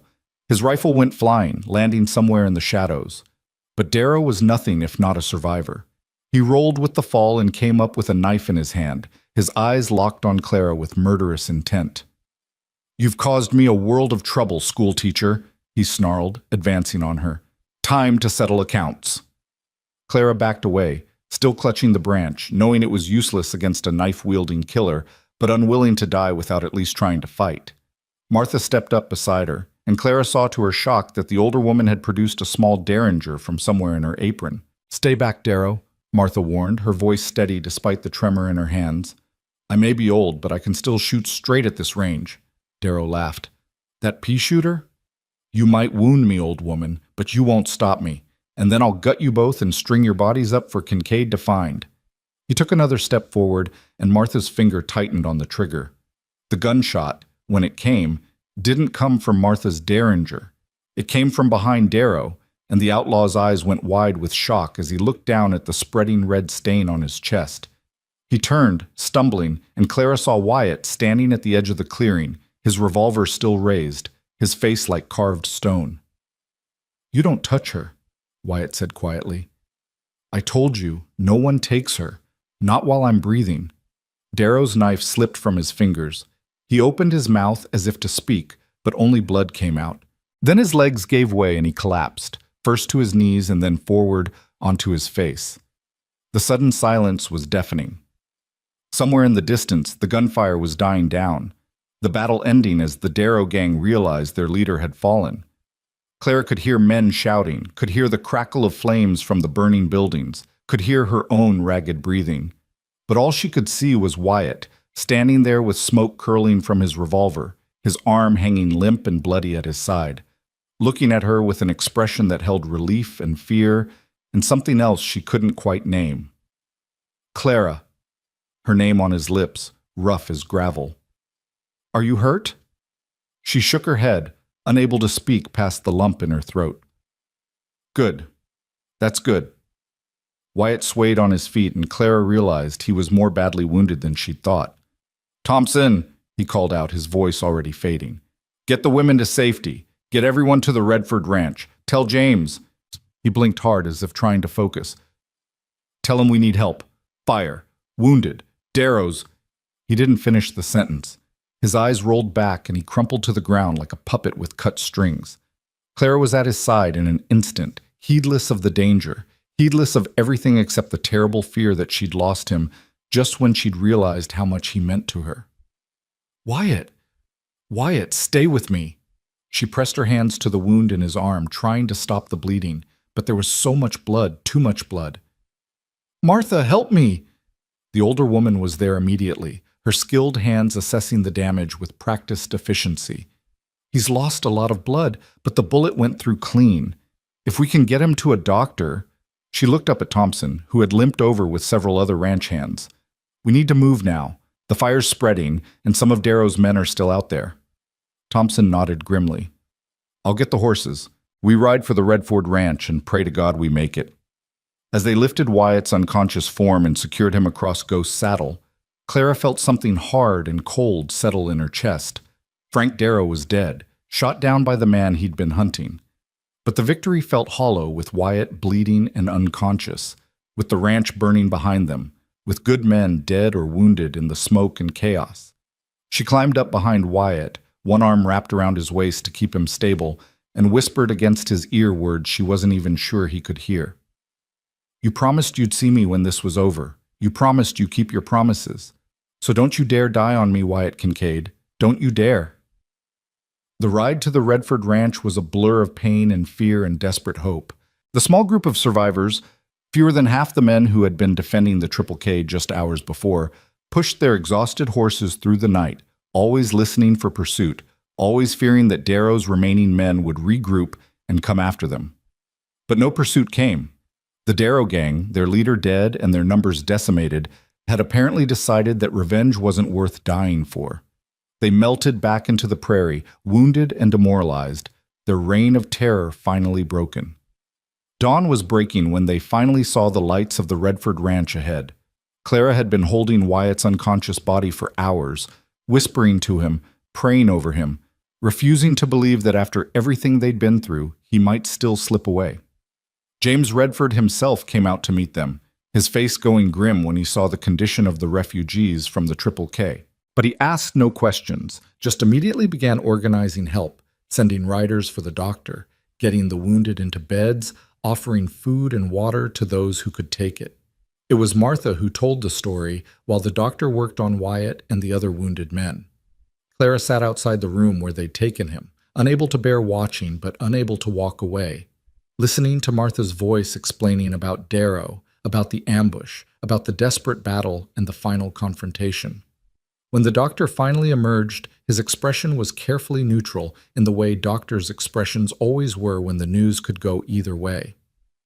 He'll live, the doctor said, and Clara felt something that had been wound tight in her chest finally release. He's lost a lot of blood, and that arm will take time to heal properly.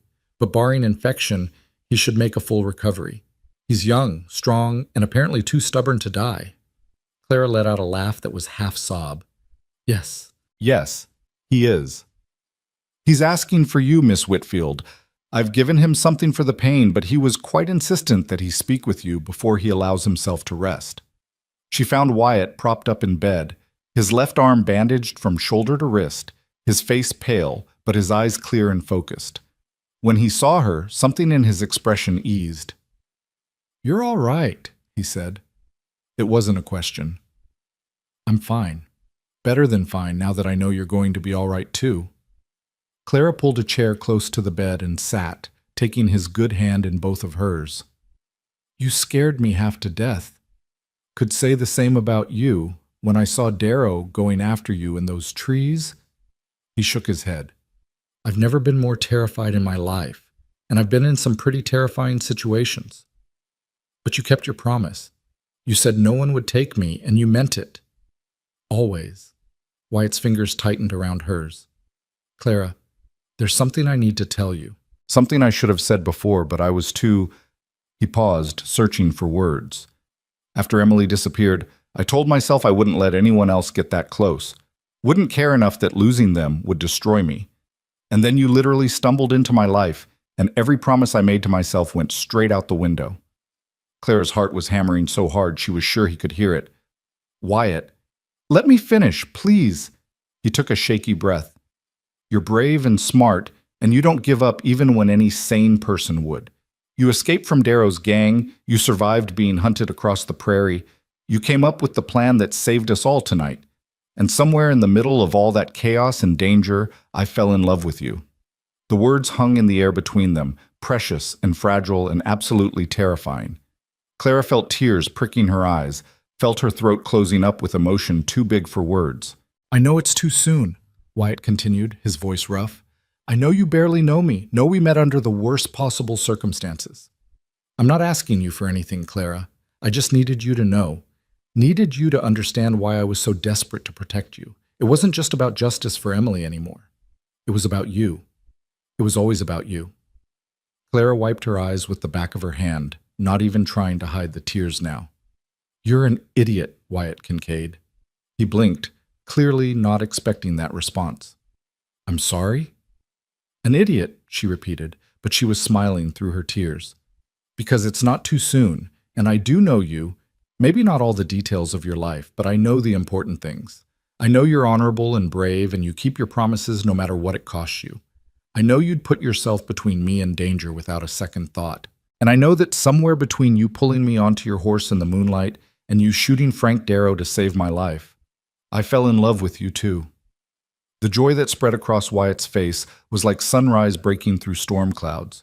He pulled her closer with his good arm, and Clara leaned in, resting her forehead against his. We're both idiots then, he murmured, falling in love in the middle of a war. The best kind of idiots, Clara agreed. She didn't know what the future held. The Triple K ranch was in ruins. Frank Darrow was dead, but his gang was still out there. And there was still the matter of Devil's Cut Canyon and the weapons shipment and bringing the full weight of law down on the corruption that had allowed Darrow to operate so freely for so long. But for this moment, in this quiet room with dawn light creeping through the windows, none of that mattered. What mattered was that they were both alive, they were both here, and they had found something worth fighting for in each other. The peace lasted exactly 2 days. 2 days of Wyatt recovering in James Redford's guest room, his colors slowly returning, his strength gradually rebuilding. 2 days of Clara sitting by his bedside, reading to him from the collection of books the Redford family kept, talking about everything and nothing, learning the details of each other's lives that danger and desperation had kept them from sharing. 2 days of feeling almost safe, almost normal, as if they were just two people falling in love instead of two survivors of a war that wasn't quite finished. On the morning of the third day, everything changed. Clara was in the kitchen helping Martha prepare breakfast when James Redford burst through the door, his face grim and a telegram clutched in his hand. Where's Wyatt? Still in bed, though the doctor said he could get up and move around today if he takes it slow, Martha answered, wiping flour from her hands. What's wrong, James? This. He thrust the telegram at her. Just came in from Fort Worth. The territorial marshal finally got word about Darrow and the weapons shipment. Clara's heart lurched. She'd almost forgotten about Devil's Cut Canyon in the chaos of the attack and its aftermath, but the weapons deal was supposed to happen today. Or had it already happened? She'd lost track of the days in the desperate flight to the Redford ranch. Martha read the telegram, her face growing steadily darker. When she finished, she handed it to Clara without a word. The message was brief and bureaucratic in the way that official communications always were, but its meaning was crystal clear. The territorial marshal acknowledged receipt of information regarding illegal weapons trafficking. He was dispatching deputies to investigate. However, due to the distance involved and the need to assemble a proper posse, they would not reach Devil's Cut Canyon until tomorrow at the earliest, possibly the day after. They're too late, Clara said flatly. The shipment was supposed to arrive yesterday. If Darrow's remaining men went ahead with the deal despite losing their leader, it's already done. Or, James said carefully, they postponed it. Darrow's death threw everything into chaos. His second-in-command, a bastard named Cutter, might have delayed the transaction until he could reorganize. Either way, someone needs to ride out there and scout the situation before the marshal's men arrive. If those weapons get distributed to the Comancheros, we'll have a bloodbath on our hands. Those rifles could kill settlers and ranchers all across the territory. I'll go. Wyatt's voice came from the doorway, and Clara spun to see him standing there, fully dressed despite the sling supporting his wounded arm. His face was still pale, but his jaw was set with familiar determination. "The hell you will," Martha said sharply. "You can barely stand, let alone ride for a full day and potentially fight at the end of it." "Then I'll ride slow and hope I don't have to fight." Wyatt moved into the room, walking carefully but steadily. "But I'm going, Martha. This started with my sister 4 years ago, and it ends with me seeing it through. Those weapons can't be allowed to reach the Comancheros." "You're not going alone," James interjected. "I'll ride with you, and I'll bring some of my men. We'll scout Devil's Cut Canyon, assess the situation, and hold position until the marshal arrives if necessary." "I'm coming too." Clara's voice was quiet but absolutely firm. Three heads swiveled to stare at her. "Absolutely not," Wyatt said immediately. "You can't," Martha agreed. "It's too dangerous," James added. Clara met each of their gazes in turn, then focused on Wyatt. "I'm the only one who's actually been near Devil's Cut Canyon. I'm the only one who heard the details of how the operation works, where the lookouts are positioned, what routes they use. You need me." "What we need is for you to be safe," Wyatt said, crossing the room despite his obvious discomfort. "Clara, you've already survived more than anyone should have to. You've given your testimony. You've provided the information that brought the law into this. Let us handle the rest. And if something goes wrong, if you ride into an ambush because you don't know the terrain the way I described it?" Clara shook her head. "I'm not asking permission, Wyatt. I'm telling you I'm coming. You can accept my help or you can try to stop me. But we both know how well that worked out last time." Something that might have been admiration flickered across Wyatt's face despite his clear frustration. "You're the most stubborn woman I've ever met." "I'll take that as a compliment." Clara softened her voice. "I know you want to protect me, but Wyatt, this isn't just your fight anymore. Darrow took me, held me prisoner, planned to sell me like livestock. I have just as much right to see this through as you do. More, maybe." The silence stretched taut between them. Finally, Wyatt sighed, the sound carrying both resignation and reluctant respect. "If you're coming, you follow orders, mine and James's. No heroics, no taking unnecessary risks. Agreed?" "Agreed." "Then we leave in an hour." Wyatt turned to James. "How many men can you spare?" 6 good riders, all of them experienced with a rifle. James's expression was calculating. "That plus you, me, and Miss Whitfield makes 9. Not enough to take on Darrow's whole gang if they're all there, but enough to scout and hold a defensive position if needed." "It'll have to be enough." Wyatt looked down at his bandaged arm. "I'm not at full strength, which means we rely on strategy instead of firepower. We observe, we gather evidence for the marshal, and we only engage if absolutely necessary." The hour passed in a flurry of preparation. James's men assembled with quiet efficiency, checking weapons and supplies, preparing horses for a hard ride. Martha packed food and medical supplies, muttering under her breath about foolish men and stubborn women riding off to get themselves killed. Clara changed into borrowed riding clothes, practical split skirts and a sturdy shirt that had belonged to James's wife, and tried not to think too hard about what they were riding toward. Wyatt found her in the stable as she was checking the saddle on the mare James had provided. His good hand came to rest on her shoulder, gentle but grounding. "You can still change your mind," he said quietly. "No one would think less of you." "I would think less of me." Clara turned to face him. "Besides, someone needs to keep you from doing anything stupidly heroic with that wounded arm." "Fair point."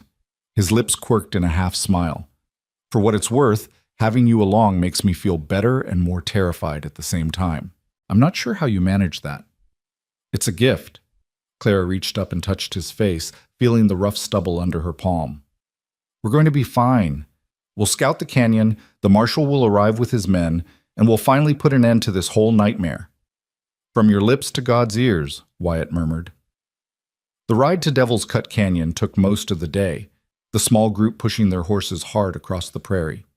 Clara rode beside Wyatt, grateful for the distraction of conversation as the miles passed beneath them. He told her about growing up on the Triple K, about his parents who had built the ranch from nothing and died within a year of each other when Wyatt was barely 20. He told her about Emily, not the sister who had been taken, but the girl she'd been before, bright and funny and kind, always trying to fix broken things. She would have liked you, he said at one point. You remind me of her in some ways. That same refusal to back down when you know you're right. Was she as stubborn as me? Clara asked with a small smile. Worse, if you can believe it. The grief in Wyatt's voice was still there, but tempered now with something gentler. Acceptance, maybe, or at least the beginning of it. She once spent 3 days sitting on the porch, refusing to come inside because our father said women didn't need to learn about running a ranch. Finally, wore him down. He taught her everything he would have taught a son. Clara wished she could have met Emily Kincaid. Wished things had been different, that Darrow had never existed, that good people didn't have to suffer for the crimes of evil men. But wishing changed nothing. All they could do was try to prevent the same thing from happening to someone else. They reached the area around Devil's Cut Canyon as the sun was beginning its descent toward the western horizon. James called a halt in a dense stand of cottonwoods about 2 miles from the canyon itself, and the group dismounted to rest the horses and plan their approach. Miss Whitfield, James said, spreading a rough map on the ground. You said you heard the Outlaws talking about the layout. Can you show us what you remember? Clara knelt beside the map, grateful that her days of listening in Darrow's camp were finally proving useful. Devil's Cut Canyon runs roughly north to south here. She traced a line with her finger. The main camp is in the southern end, where the canyon widens into a natural bowl. There's only one good entrance, a narrow passage on the eastern side. The western wall is too steep to climb, and the northern end is blocked by rockfall. Perfect place for an ambush, one of James's men muttered. That's why they chose it, Clara agreed. But they post lookouts on the ridges overlooking the entrance. 2 men, usually, switching off every few hours. If we approach from the east during daylight, they'll see us coming from a mile away. What about at night? Wyatt asked. Still risky, but possible. The lookouts rely mostly on sight. If we waited until full dark and approached quietly... Clara hesitated. But I don't know the exact positions of their sentries now. Things might have changed since I was there. James studied the map thoughtfully. We could split up, send one man to the high ground north of the canyon to observe with field glasses, see what we're dealing with. The rest of us stay here and wait for his report before deciding our next move. I'll go. The volunteer came from Rodriguez, the man who had been shot trying to reach Fort Worth. He'd insisted on joining the expedition despite his wound, claiming he owed Darrow's gang some payback. I'm the best climber we've got, and I can move quiet when I need to. Wyatt looked like he wanted to argue, but finally nodded. Take the field glasses and one of the rifles. You see anything, and I mean anything, that suggests they've spotted you, you get out of there immediately. We can't afford to lose the element of surprise. Rodriguez grinned, the expression made fierce by the bandage still wrapped around his torso. Don't worry, boss. I didn't survive getting shot just to get myself killed being careless. He set off on foot, moving through the underbrush with surprising stealth for a man recovering from a bullet wound. The rest of the group settled in to wait, checking weapons and keeping watch on their surroundings. The waiting was agonizing. Clara found herself watching the sun's progress across the sky, mentally calculating how long Rodriguez had been gone, wondering what he was seeing. The canyon could be deserted, the weapons deal already completed and everyone gone. Or it could be crawling with outlaws, Darrow's entire remaining gang plus the Comancheros and whoever else might be involved. Wyatt sat beside her, his back against a cottonwood trunk, his wounded arm resting in its sling. You're thinking too hard, he observed. I can practically hear the wheels turning. Just wondering what we're going to find, Clara admitted, hoping we haven't come all this way for nothing. Even if the canyon's empty, we'll find evidence. Tracks, camps, supplies, something we can show the marshal to prove this operation existed. Wyatt's voice was steady, reassuring. One way or another, we're going to make sure Darrow's legacy doesn't survive him. Rodriguez returned just as the sun was touching the horizon, moving quickly through the trees and dropping to a crouch beside James. His face was grim but excited. They're there, he said without preamble. The whole operation. I counted at least 15 men, maybe more. They've got wagons in the canyon bowl covered with tarps. And there are others, different men, dressed like Comancheros. The deal hasn't happened yet. Looks like they're negotiating, arguing about something. Probably the price, Wyatt said. With Darrow dead, Cutter's trying to renegotiate the terms. The Comancheros know he's in a weak position. There's more. Rodriguez's expression darkened. They've got prisoners, 3 women, tied up near one of the wagons. Young, probably from one of the outlying homesteads. Clara felt ice form in her stomach. She knew exactly what those women were. Additional merchandise, human cargo to sweeten the deal with the Comancheros. The same fate that had been planned for her. "We have to get them out," she said immediately. "We will," Wyatt promised, though his face had gone hard as stone. "But we need to be smart about this. 15 armed men, possibly more, in a defensive position. We can't just charge in." "The marshal's men should be here tomorrow," James pointed out. "We could wait, let them handle the assault with proper numbers." "And those women could be gone by tomorrow," Clara countered. "Sold, transported, disappeared into Mexico or the territories. We might never find them." The men exchanged glances, the kind of wordless communication that came from years of working together in dangerous situations. Finally, James spoke. "There might be a way. Those lookouts Rodriguez mentioned, if we could take them out quietly, we could get closer without being detected. Create confusion, maybe stage a rescue while they're distracted." "It would have to be perfectly coordinated," Wyatt said slowly, thinking it through. "And we'd need to move fast once we committed. No room for mistakes." "I've got an idea." All eyes turned to Clara. "What if we gave them what they expect? A distraction from one direction while the real attack comes from another." She outlined her plan quickly, using the map to illustrate. It was risky, probably crazy, and relied on split-second timing and a lot of luck. But it was also the kind of unexpected move that might actually work precisely because it was so audacious.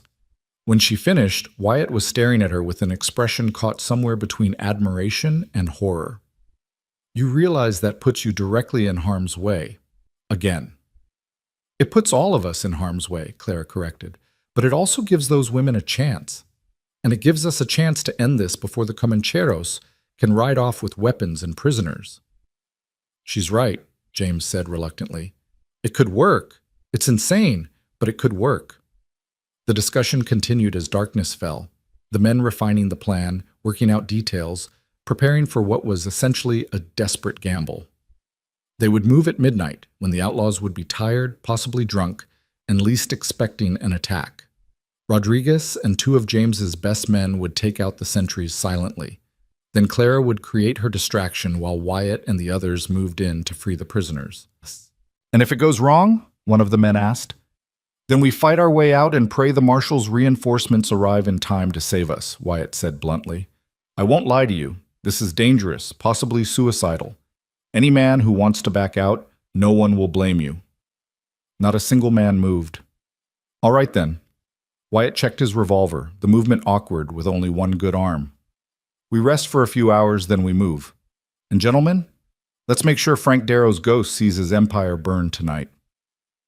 The hours until midnight crept by with agonizing slowness. Clara tried to rest but found sleep impossible, her mind racing through every possible scenario, every way the plan could go wrong. Wyatt sat beside her, his presence solid and comforting despite his own obvious tension. "Whatever happens tonight," he said quietly, "I need you to know something. Meeting you, protecting you, falling in love with you. It's been the best thing that's happened to me in 4 years. You gave me back my purpose, Clara. You made me remember what I was fighting for." "Don't talk like you're saying goodbye," Clara whispered fiercely. "We're both getting through this, and then we're going to figure out what comes next. Together."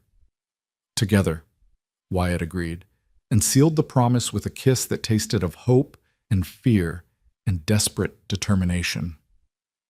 At midnight, they moved. The approach to Devil's Cut Canyon was nerve-wracking, every snapped twig and rustle of grass sounding impossibly loud in the darkness. But Rodriguez and his team did their work perfectly. 2 soft thuds in the darkness signaled the fall of the sentries, and suddenly the way was clear. Clara separated from the main group as planned, circling around to the eastern entrance of the canyon with 2 of James's men as backup. Her heart hammered against her ribs so hard she thought it might burst, but she forced herself to move with purpose, to project confidence even though she was terrified. The canyon entrance loomed before her, a black slash in the already dark landscape.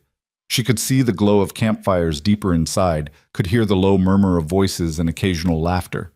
15 men at least, all of them killers, and she was about to walk right into their midst.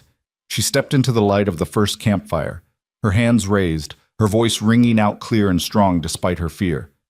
"I want to make a deal." The reaction was instantaneous and chaotic.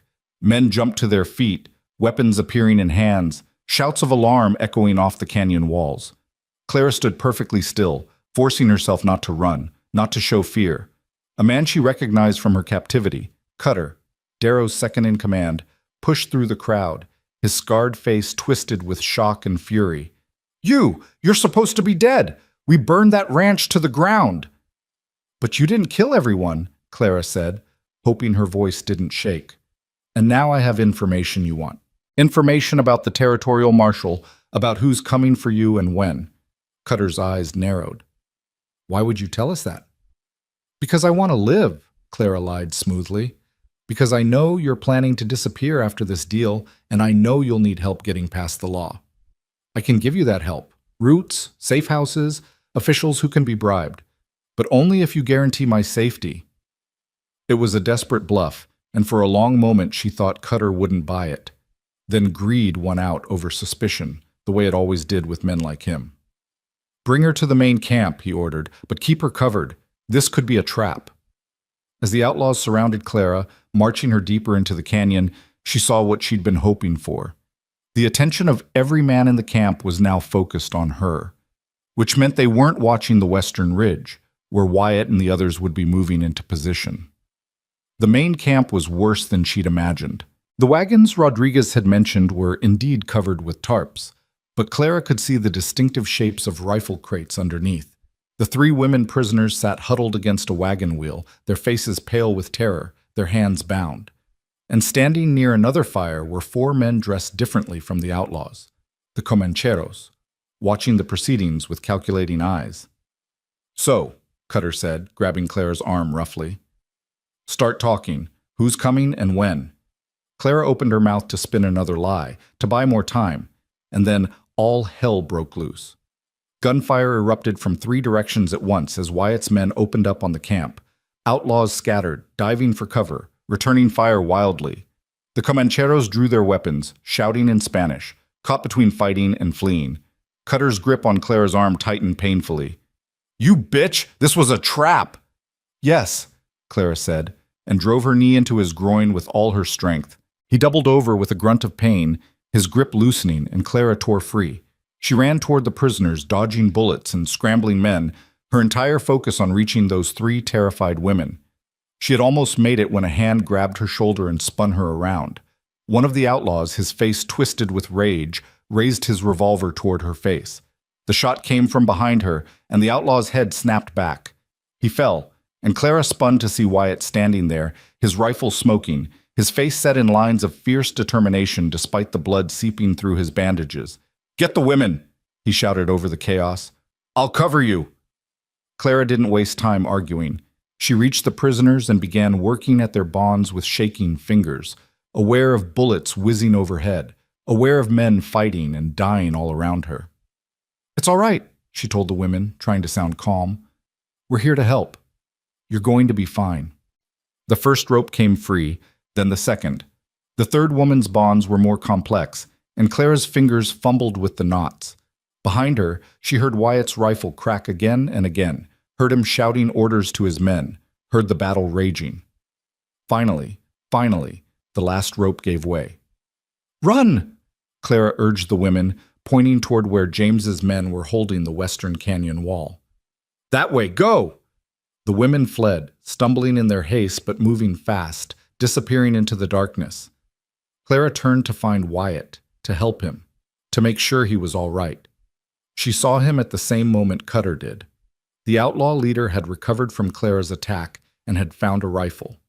He was raising it, taking careful aim at Wyatt's back, his finger tightening on the trigger. Clara didn't think. She just moved, throwing herself forward, her hand closing around a fallen revolver, bringing it up even as she knew she'd be too late.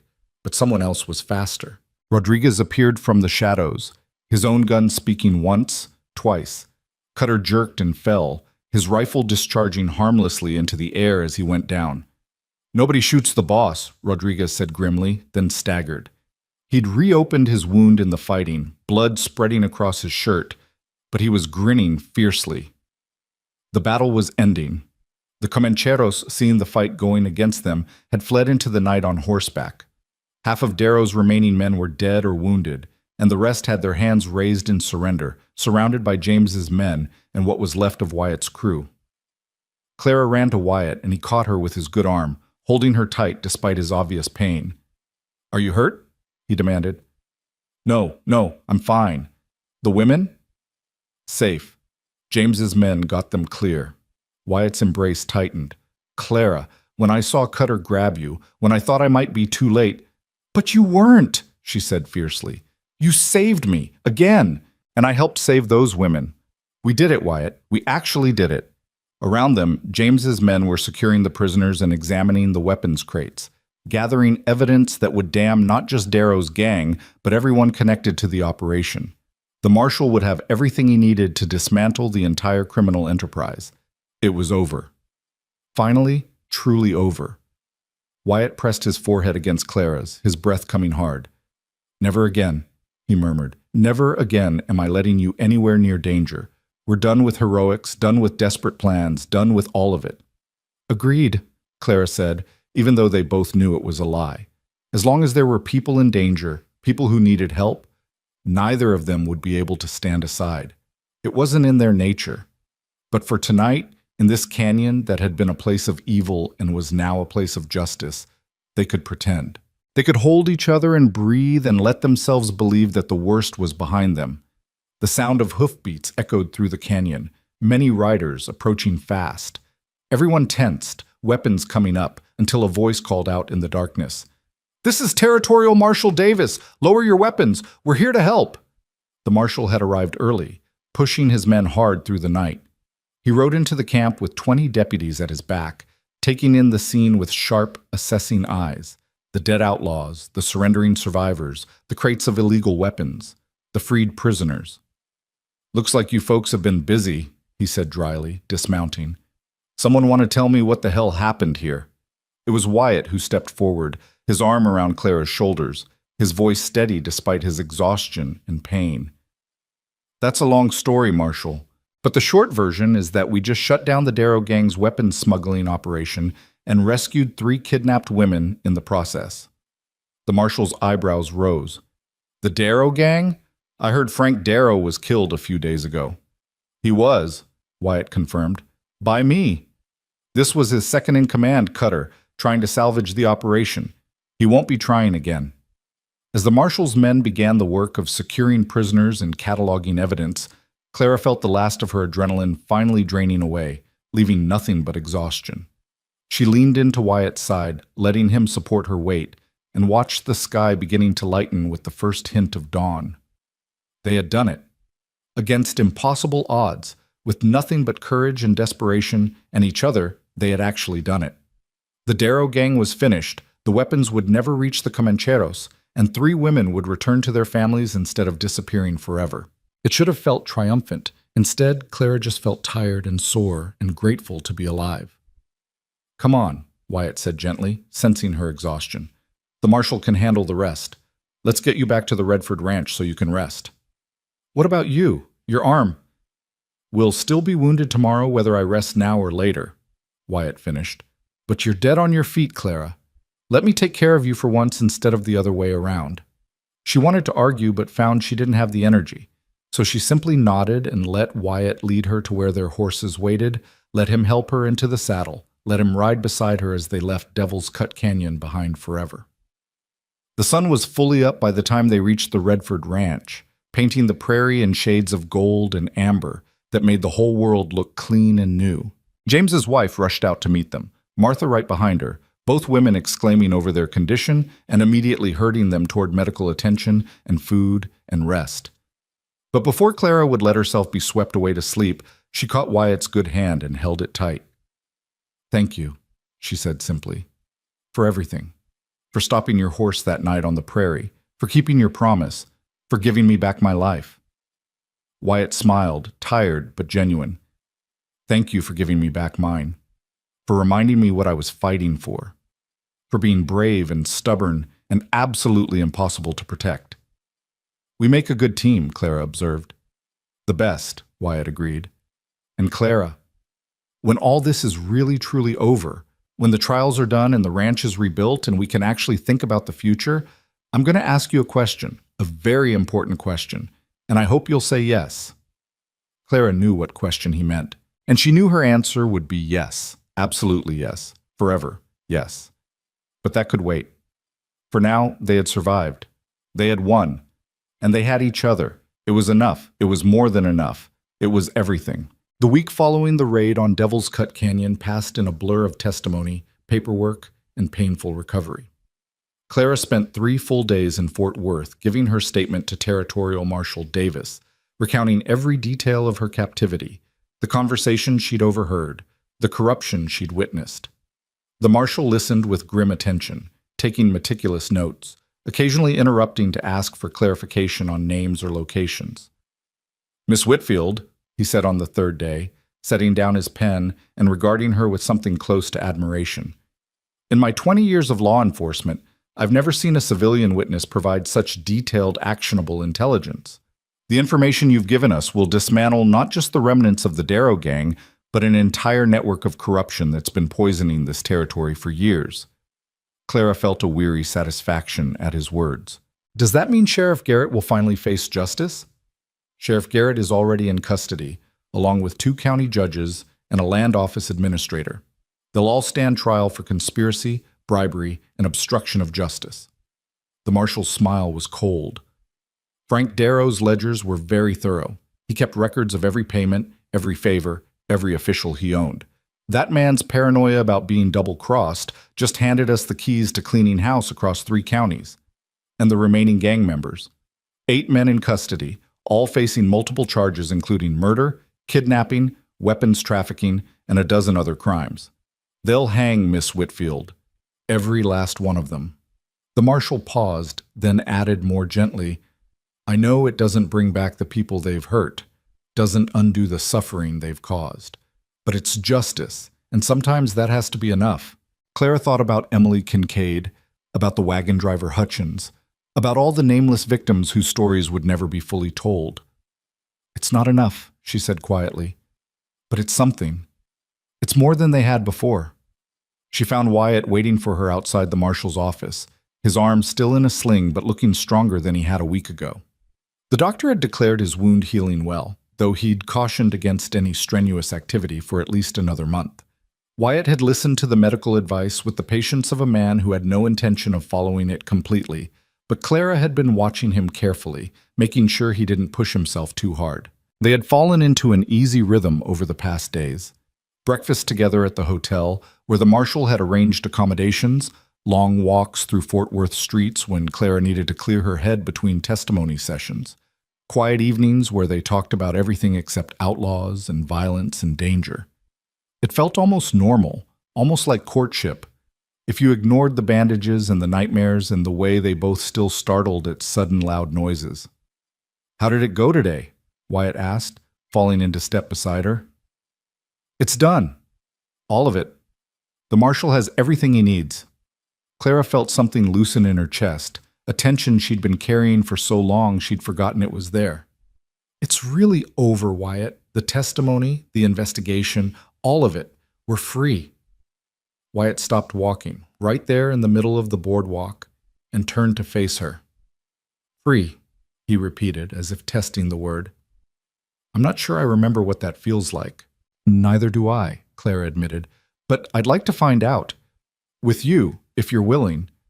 Something softened in Wyatt's expression, that look he got sometimes when he looked at her, like she was something precious and unexpected, like he still couldn't quite believe she was real. "Clara Whitfield, I've been willing since the moment you called me an idiot in James Redford's guest room. Probably before that, if I'm honest." Clara laughed, the sound surprising her with its genuine joy. When had she last laughed like that? Not since before the ambush, certainly. Maybe not since Boston, before she'd boarded the train that would eventually lead her to a Texas prairie and a desperate escape and a cowboy who'd promised no one would take her again. Come with me, Wyatt said suddenly, taking her hand with his good one. There's something I want to show you. He led her through the streets of Fort Worth, past the bustling commercial district with its banks and shops, past the residential areas with their neat houses and white picket fences, out to the edge of town where the buildings gave way to open prairie. There, tied to a hitching post, was Ghost, Wyatt's pale gray stallion, saddled and waiting. We're going riding. Now, Clara asked. Wyatt, the doctor said no strenuous activity. Riding isn't strenuous, it's therapeutic. Wyatt's grin was unrepentant. Besides, I promise we're not going far, just far enough. He helped her mount, a process made slightly awkward by his injured arm, then swung up behind her, settling into the same position they'd been in that first night when he'd pulled her from the dirt and promised her protection. Claire leaned back against his chest, feeling the steady beat of his heart, and let herself simply exist in this moment of peace. They rode for perhaps 20 minutes, following a well-worn trail that led to a small rise overlooking the prairie. Wyatt dismounted first, then helped Clara down, and she found herself standing in a place that took her breath away. The sun was beginning its descent toward the horizon, painting the sky in shades of orange and pink and deep purple. The prairie stretched endlessly in every direction, golden grass bending in waves beneath the wind. In the distance, she could see the dark line of trees that marked a creek, and beyond that, the faint silhouettes of the buildings they'd left behind. This is where I come when I need to think, Wyatt said quietly, standing beside her. When the ranch gets too loud, when the memories get too heavy, when I need to remember why Texas is worth fighting for. I thought you should see it. Thought you should understand what you're getting if you decide to stay. Clara turned to look at him. If I decide to stay, Wyatt, I already told you. I know what you told me. Wyatt's voice was gentle but serious. But Clara, that was in the middle of a crisis. We were fighting for our lives, emotions were running high, and neither of us was thinking clearly about the future. Now the crisis is over, and you have choices, real choices. You could go back to Boston, back to civilization and safety and the life you had planned. You could take that teaching position in Redemption Springs and build a new life that doesn't include outlaws and violence. Hell, you could go anywhere in the country and start fresh, leave all of this behind. Is that what you want? Clara asked, her heart suddenly tight in her chest. For me to leave? God, no. The words came out fierce and immediate. The thought of you leaving makes me feel like I'm being torn in half. But what I want and what's best for you might be two different things, and I care about you too much to let my selfish desires make this decision for you.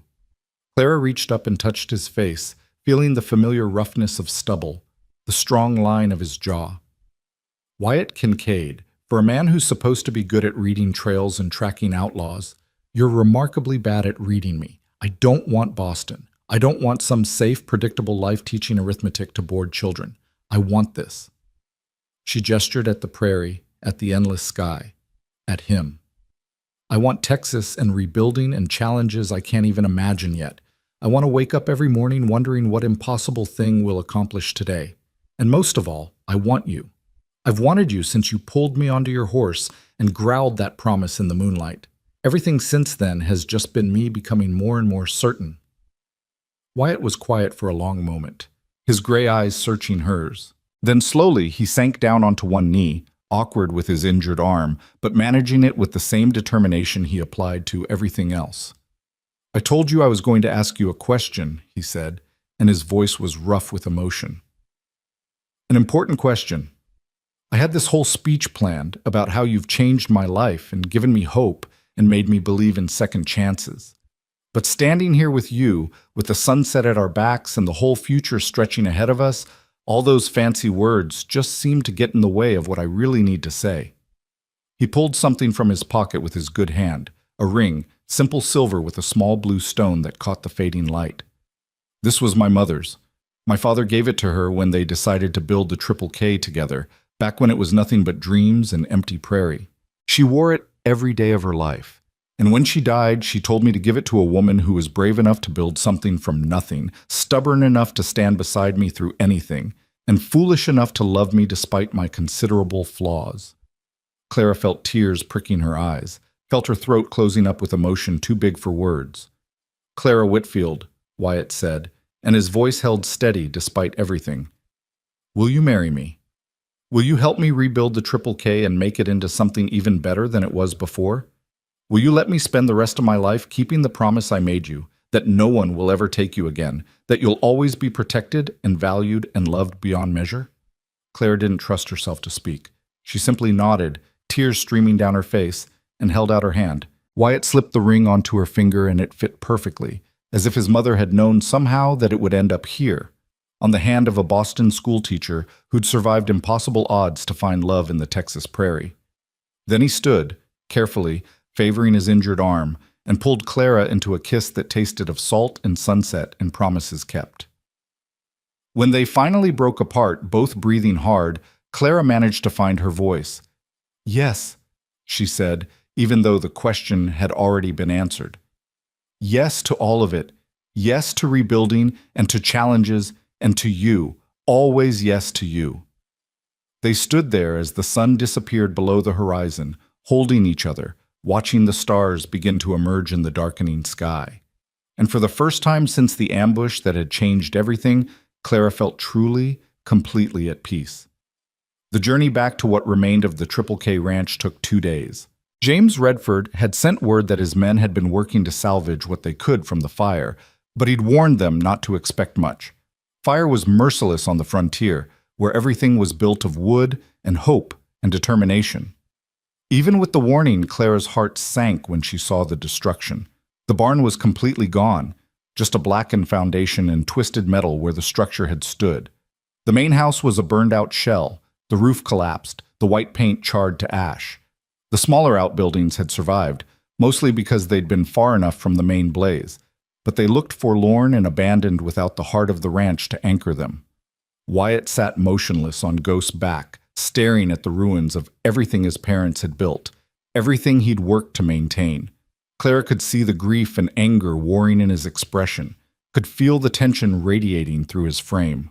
"We'll rebuild," she said quietly, moving her horse close enough that her leg pressed against his. "It'll take time and money and more work than seems possible, but we'll rebuild, better than before." "It took my parents 15 years to build what you're looking at," Wyatt said, his voice hollow. "Or what you were looking at, before Darrow burned it down. How am I supposed to recreate that?" "You're not recreating it. You're creating something new." Clara reached over and took his hand. "Your parents built the Triple K for themselves, for their vision of what a ranch should be. We're going to build it for us, for our vision. It won't be the same, Wyatt. It'll be better, because it'll be ours." Thompson emerged from one of the surviving outbuildings, his weathered face breaking into a smile when he saw them. "Boss, Miss Whitfield, good to see you made it back safe." Wyatt dismounted and clasped the older man's hand. "How bad is it, Thompson? Give it to me straight." "Could be worse," Thompson said honestly. "We lost the barn and the house, obviously. Lost about half the feed we had stored and some of the tack and equipment. But the corrals are intact, most of the horses survived, and we've got the foundation to build on. James Redford sent over some supplies to get us started, lumber, nails, that sort of thing. And the men—" He paused, and something like pride crept into his voice. "The men have been asking when you're coming back. They want to rebuild, boss, want to prove that the Darrow gang couldn't break us." "How many men?" Wyatt asked. 7 of the original crew survived the attack without serious injury. 5 more have come asking for work since word got out about what happened. Ranchers' sons and drifters who heard we stood up to Darrow and want to be part of something like that. Thompson shrugged.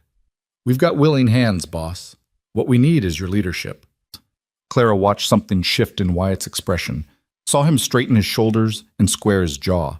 This was the man who had kept his promise against impossible odds, who had taken on an entire outlaw gang to protect a stranger, who had survived gunshot wounds and betrayal and the loss of everything he'd built. A burned ranch wasn't going to defeat him. "All right," Wyatt said, and his voice carried the ring of command that Clara had heard in the heat of battle. "Here's what we're going to do. The house comes first. We need shelter before winter, and we need it to be defensible in case any of Darrow's old associates come looking for revenge. We build it with stone this time, not wood. Stone doesn't burn. Stone's expensive, Thompson pointed out. So is rebuilding after every fire. We'll quarry it ourselves if we have to. Wyatt was already moving, walking through the ruins, his eyes calculating. The barn goes here, but bigger than before. We're going to expand the operation, run more cattle, maybe bring in some horses to train and sell. And we're going to build a bunkhouse, a real one, so the men don't have to sleep in the barn or in tents. Thompson was grinning now. Been waiting to hear you talk like this, boss. When do we start? Tomorrow at dawn, Wyatt said. Tonight, we rest and plan. Tomorrow, we build. The next 3 months were a blur of backbreaking work that tested everyone's endurance to its limits. Clara learned skills she'd never imagined needing, how to mix mortar, how to lift and place stones, how to cook for 15 hungry men over an open fire, how to bandage injuries and settle disputes and keep morale high when exhaustion threatened to overwhelm them all. She also learned that she was stronger than she'd ever known. The Boston schoolteacher who had stepped off the train in Fort Worth seemed like a different person now, someone soft and naive who'd never understood what real work meant. This Clara, the one with calluses on her hands and sun-darkened skin and muscles she hadn't known she possessed, this Clara could build things, could create order from chaos, could look at a pile of stones and see a home.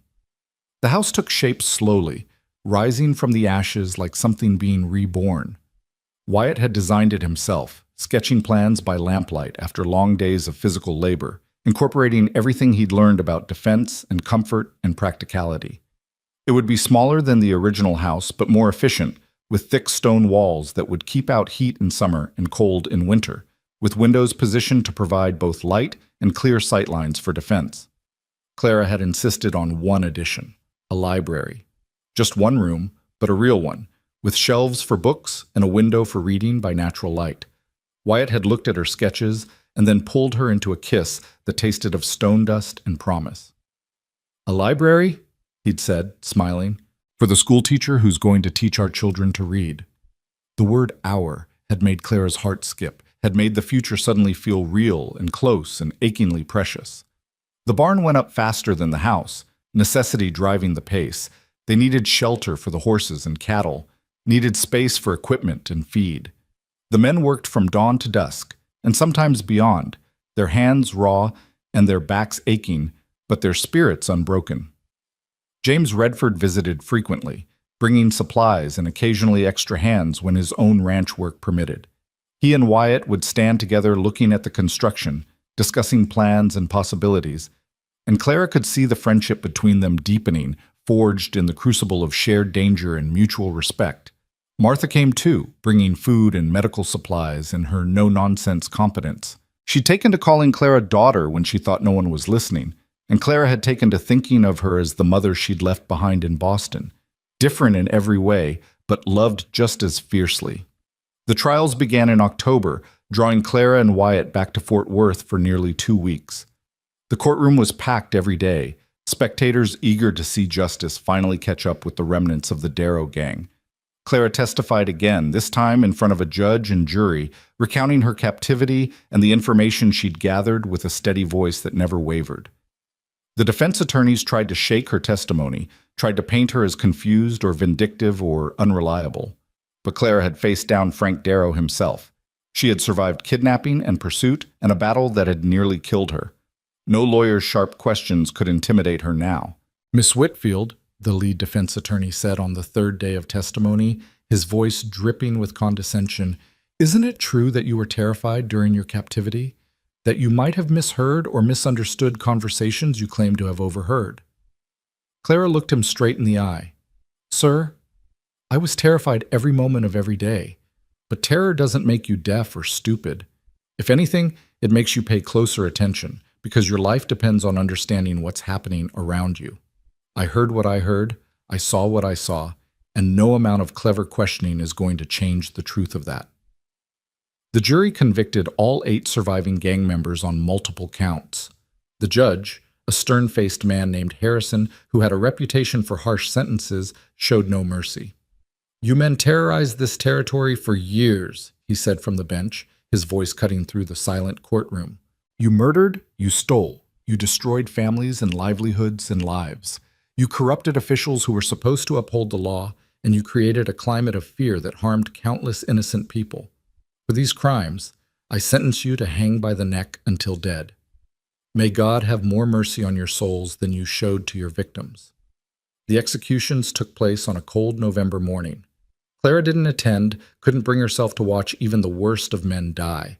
But Wyatt went, standing silent among the crowd of witnesses, his face impassive as the trapdoors dropped, and justice was finally, fully served. When he returned to the hotel where they were staying, he looked older somehow, as if watching the executions had drained something from him. Clara pulled him into an embrace, and he held her tight, his face buried in her hair. "It's over," he said, and his voice was rough. "It's really, truly over. Every man who rode with Darrow is dead or in prison. The corruption is exposed and being rooted out. Emily," he paused, swallowed hard. "I can't bring her back, can't undo what happened to her, but I've made damn sure it won't happen to anyone else." "She'd be proud of you," Clara said softly. "Proud of what you've accomplished, how you fought for justice.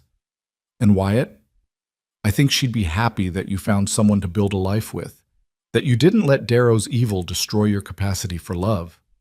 "I almost did," Wyatt admitted.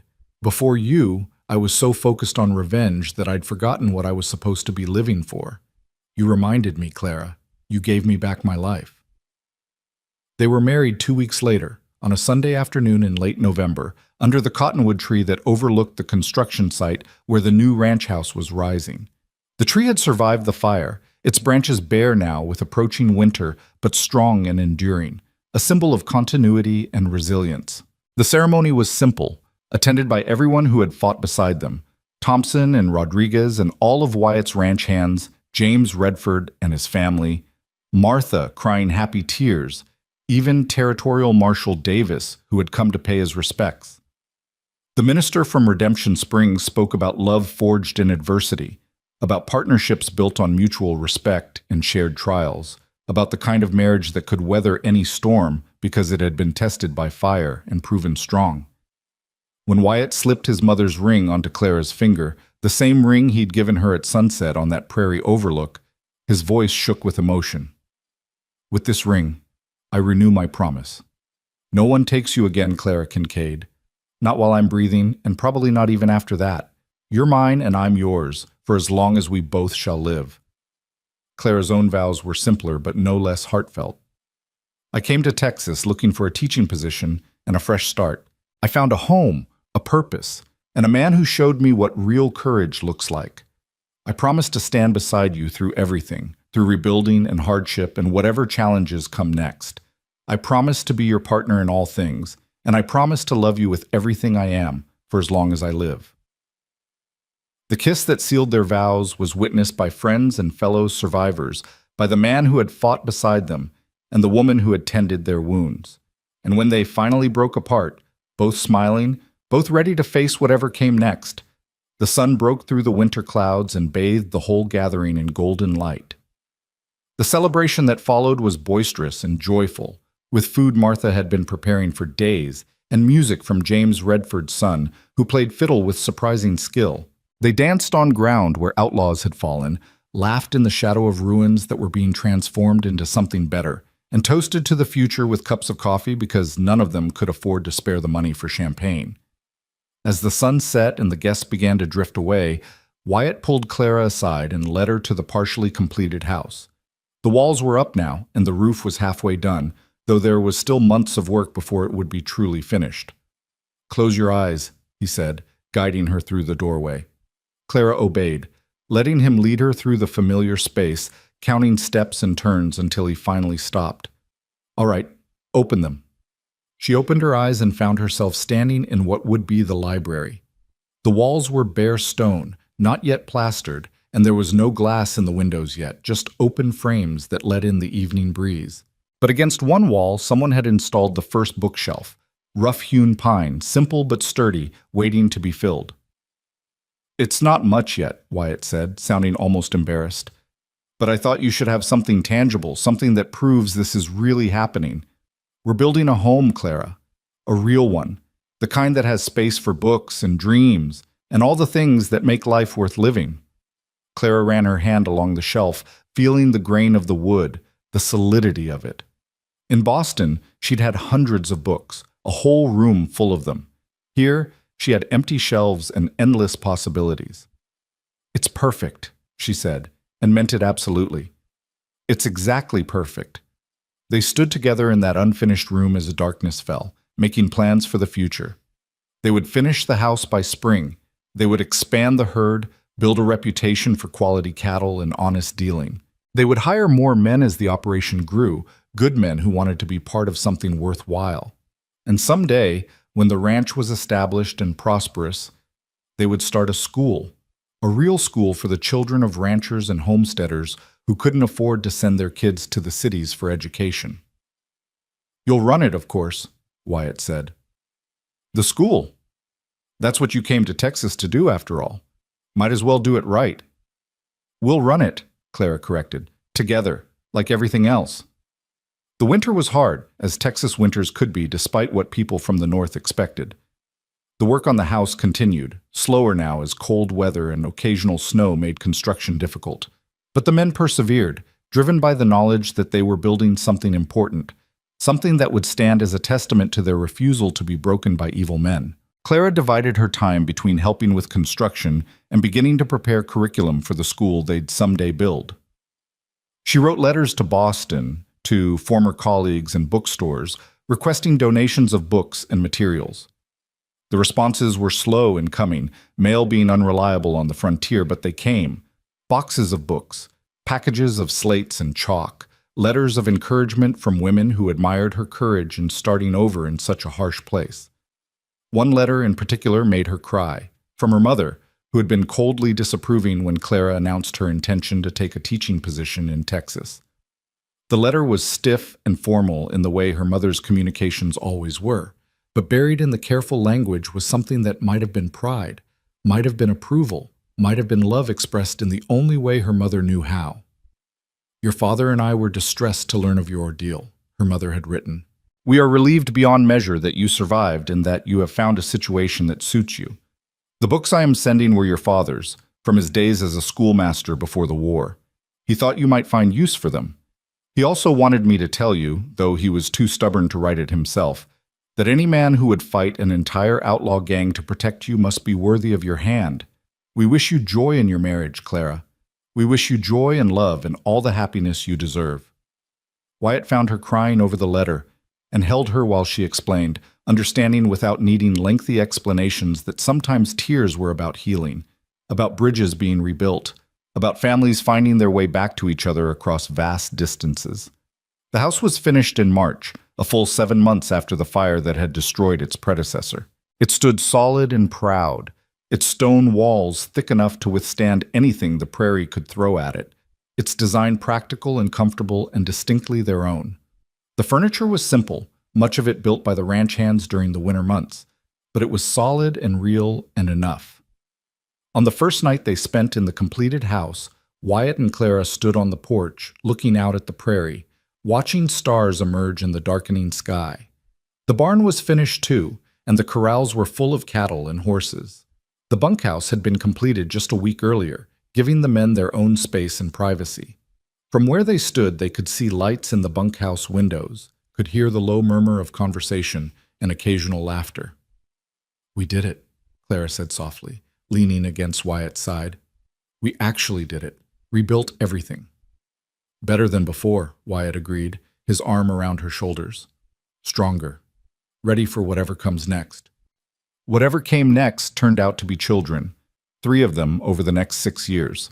Emily, named for Wyatt's sister, arrived first, a strong-willed girl with her father's gray eyes and her mother's stubborn determination. Then came Thomas, thoughtful and gentle, born during a particularly harsh winter and welcomed with joy. And finally Margaret, who Martha delivered herself and declared the prettiest baby she'd ever seen. The Triple K prospered in those years. The cattle operation expanded, the horses gained a reputation across the territory for quality and training, and the ranch became known as a place where honest men could find fair work and decent treatment. Wyatt's reputation as a man who'd stood against the Darrow gang drew a certain kind of employee. men who valued honor and courage, who wanted to be part of something meaningful. The school opened in the spring of Clara's third year of marriage, built on a corner of the Triple K land but serving children from ranches and homesteads for 20 miles in every direction. Clara taught reading and writing and arithmetic, using the books her father had sent and materials purchased with money the territorial government had grudgingly allocated for frontier education. The school started with 7 students and grew to 23 within 2 years. Wyatt taught too, when ranch work permitted, practical skills like horsemanship and roping, tracking and survival skills that could save lives on the frontier. The children adored him, this quiet cowboy who treated their questions with patient seriousness and never talked down to them. The years passed, each one building on the last, creating a life neither Clara nor Wyatt could have imagined in those desperate days of pursuit and danger. The nightmares faded, though they never disappeared entirely. Sometimes Clara still woke gasping, dreaming of being back in Darrow's camp. Sometimes Wyatt would stand at the window in the dead of night, watching for threats that no longer existed. But they helped each other through those moments, held each other until the fear passed, reminded each other that the past was dead and the future was theirs to write. One evening in late summer, nearly 8 years after that fateful night when Wyatt had pulled Clara onto his horse and promised that no one would take her again, they sat together on the porch of their stone house and watched their children play in the yard. Emily was teaching Thomas how to rope a fence post, while baby Margaret toddled after them on unsteady legs, laughing at everything with the pure joy only small children possess. "Do you ever regret it?" Wyatt asked suddenly, his hand finding Clara's. "Giving up the life you could have had? Boston, civilization, a safe and predictable existence?" Clara thought about it seriously, as she always did when Wyatt asked one of his rare but important questions. She thought about the woman she'd been on that wagon 8 years ago, frightened and naive and utterly unprepared for what was coming. She thought about the woman she'd become, strong and capable, and absolutely certain of her place in the world. "I regret that good people had to die," she said finally. "I regret that Emily and all those other women never got the chance at life that I've been given. I regret the suffering and the loss and the pain that brought us together." She turned to look at Wyatt, this man who had kept every promise he'd ever made her. "But regret choosing this life? Regret choosing you? Never. Not for a single moment." Wyatt lifted her hand to his lips, kissing her knuckles where his mother's ring still rested. "I love you, Clara Kincaid. More today than yesterday, less than I will tomorrow." "And I love you," Clara said, the words as true now as they'd been on that November afternoon when she'd spoken her vows. "For as long as I live, and probably longer than that." They sat in comfortable silence, watching the sunset paint the prairie in shades of gold and crimson, watching their children play, watching the life they'd built from ashes and determination.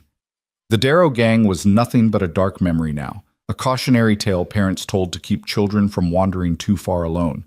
The corruption had been rooted out, the territory was safer, and the law actually meant something. Emily ran up to the porch, breathless and excited.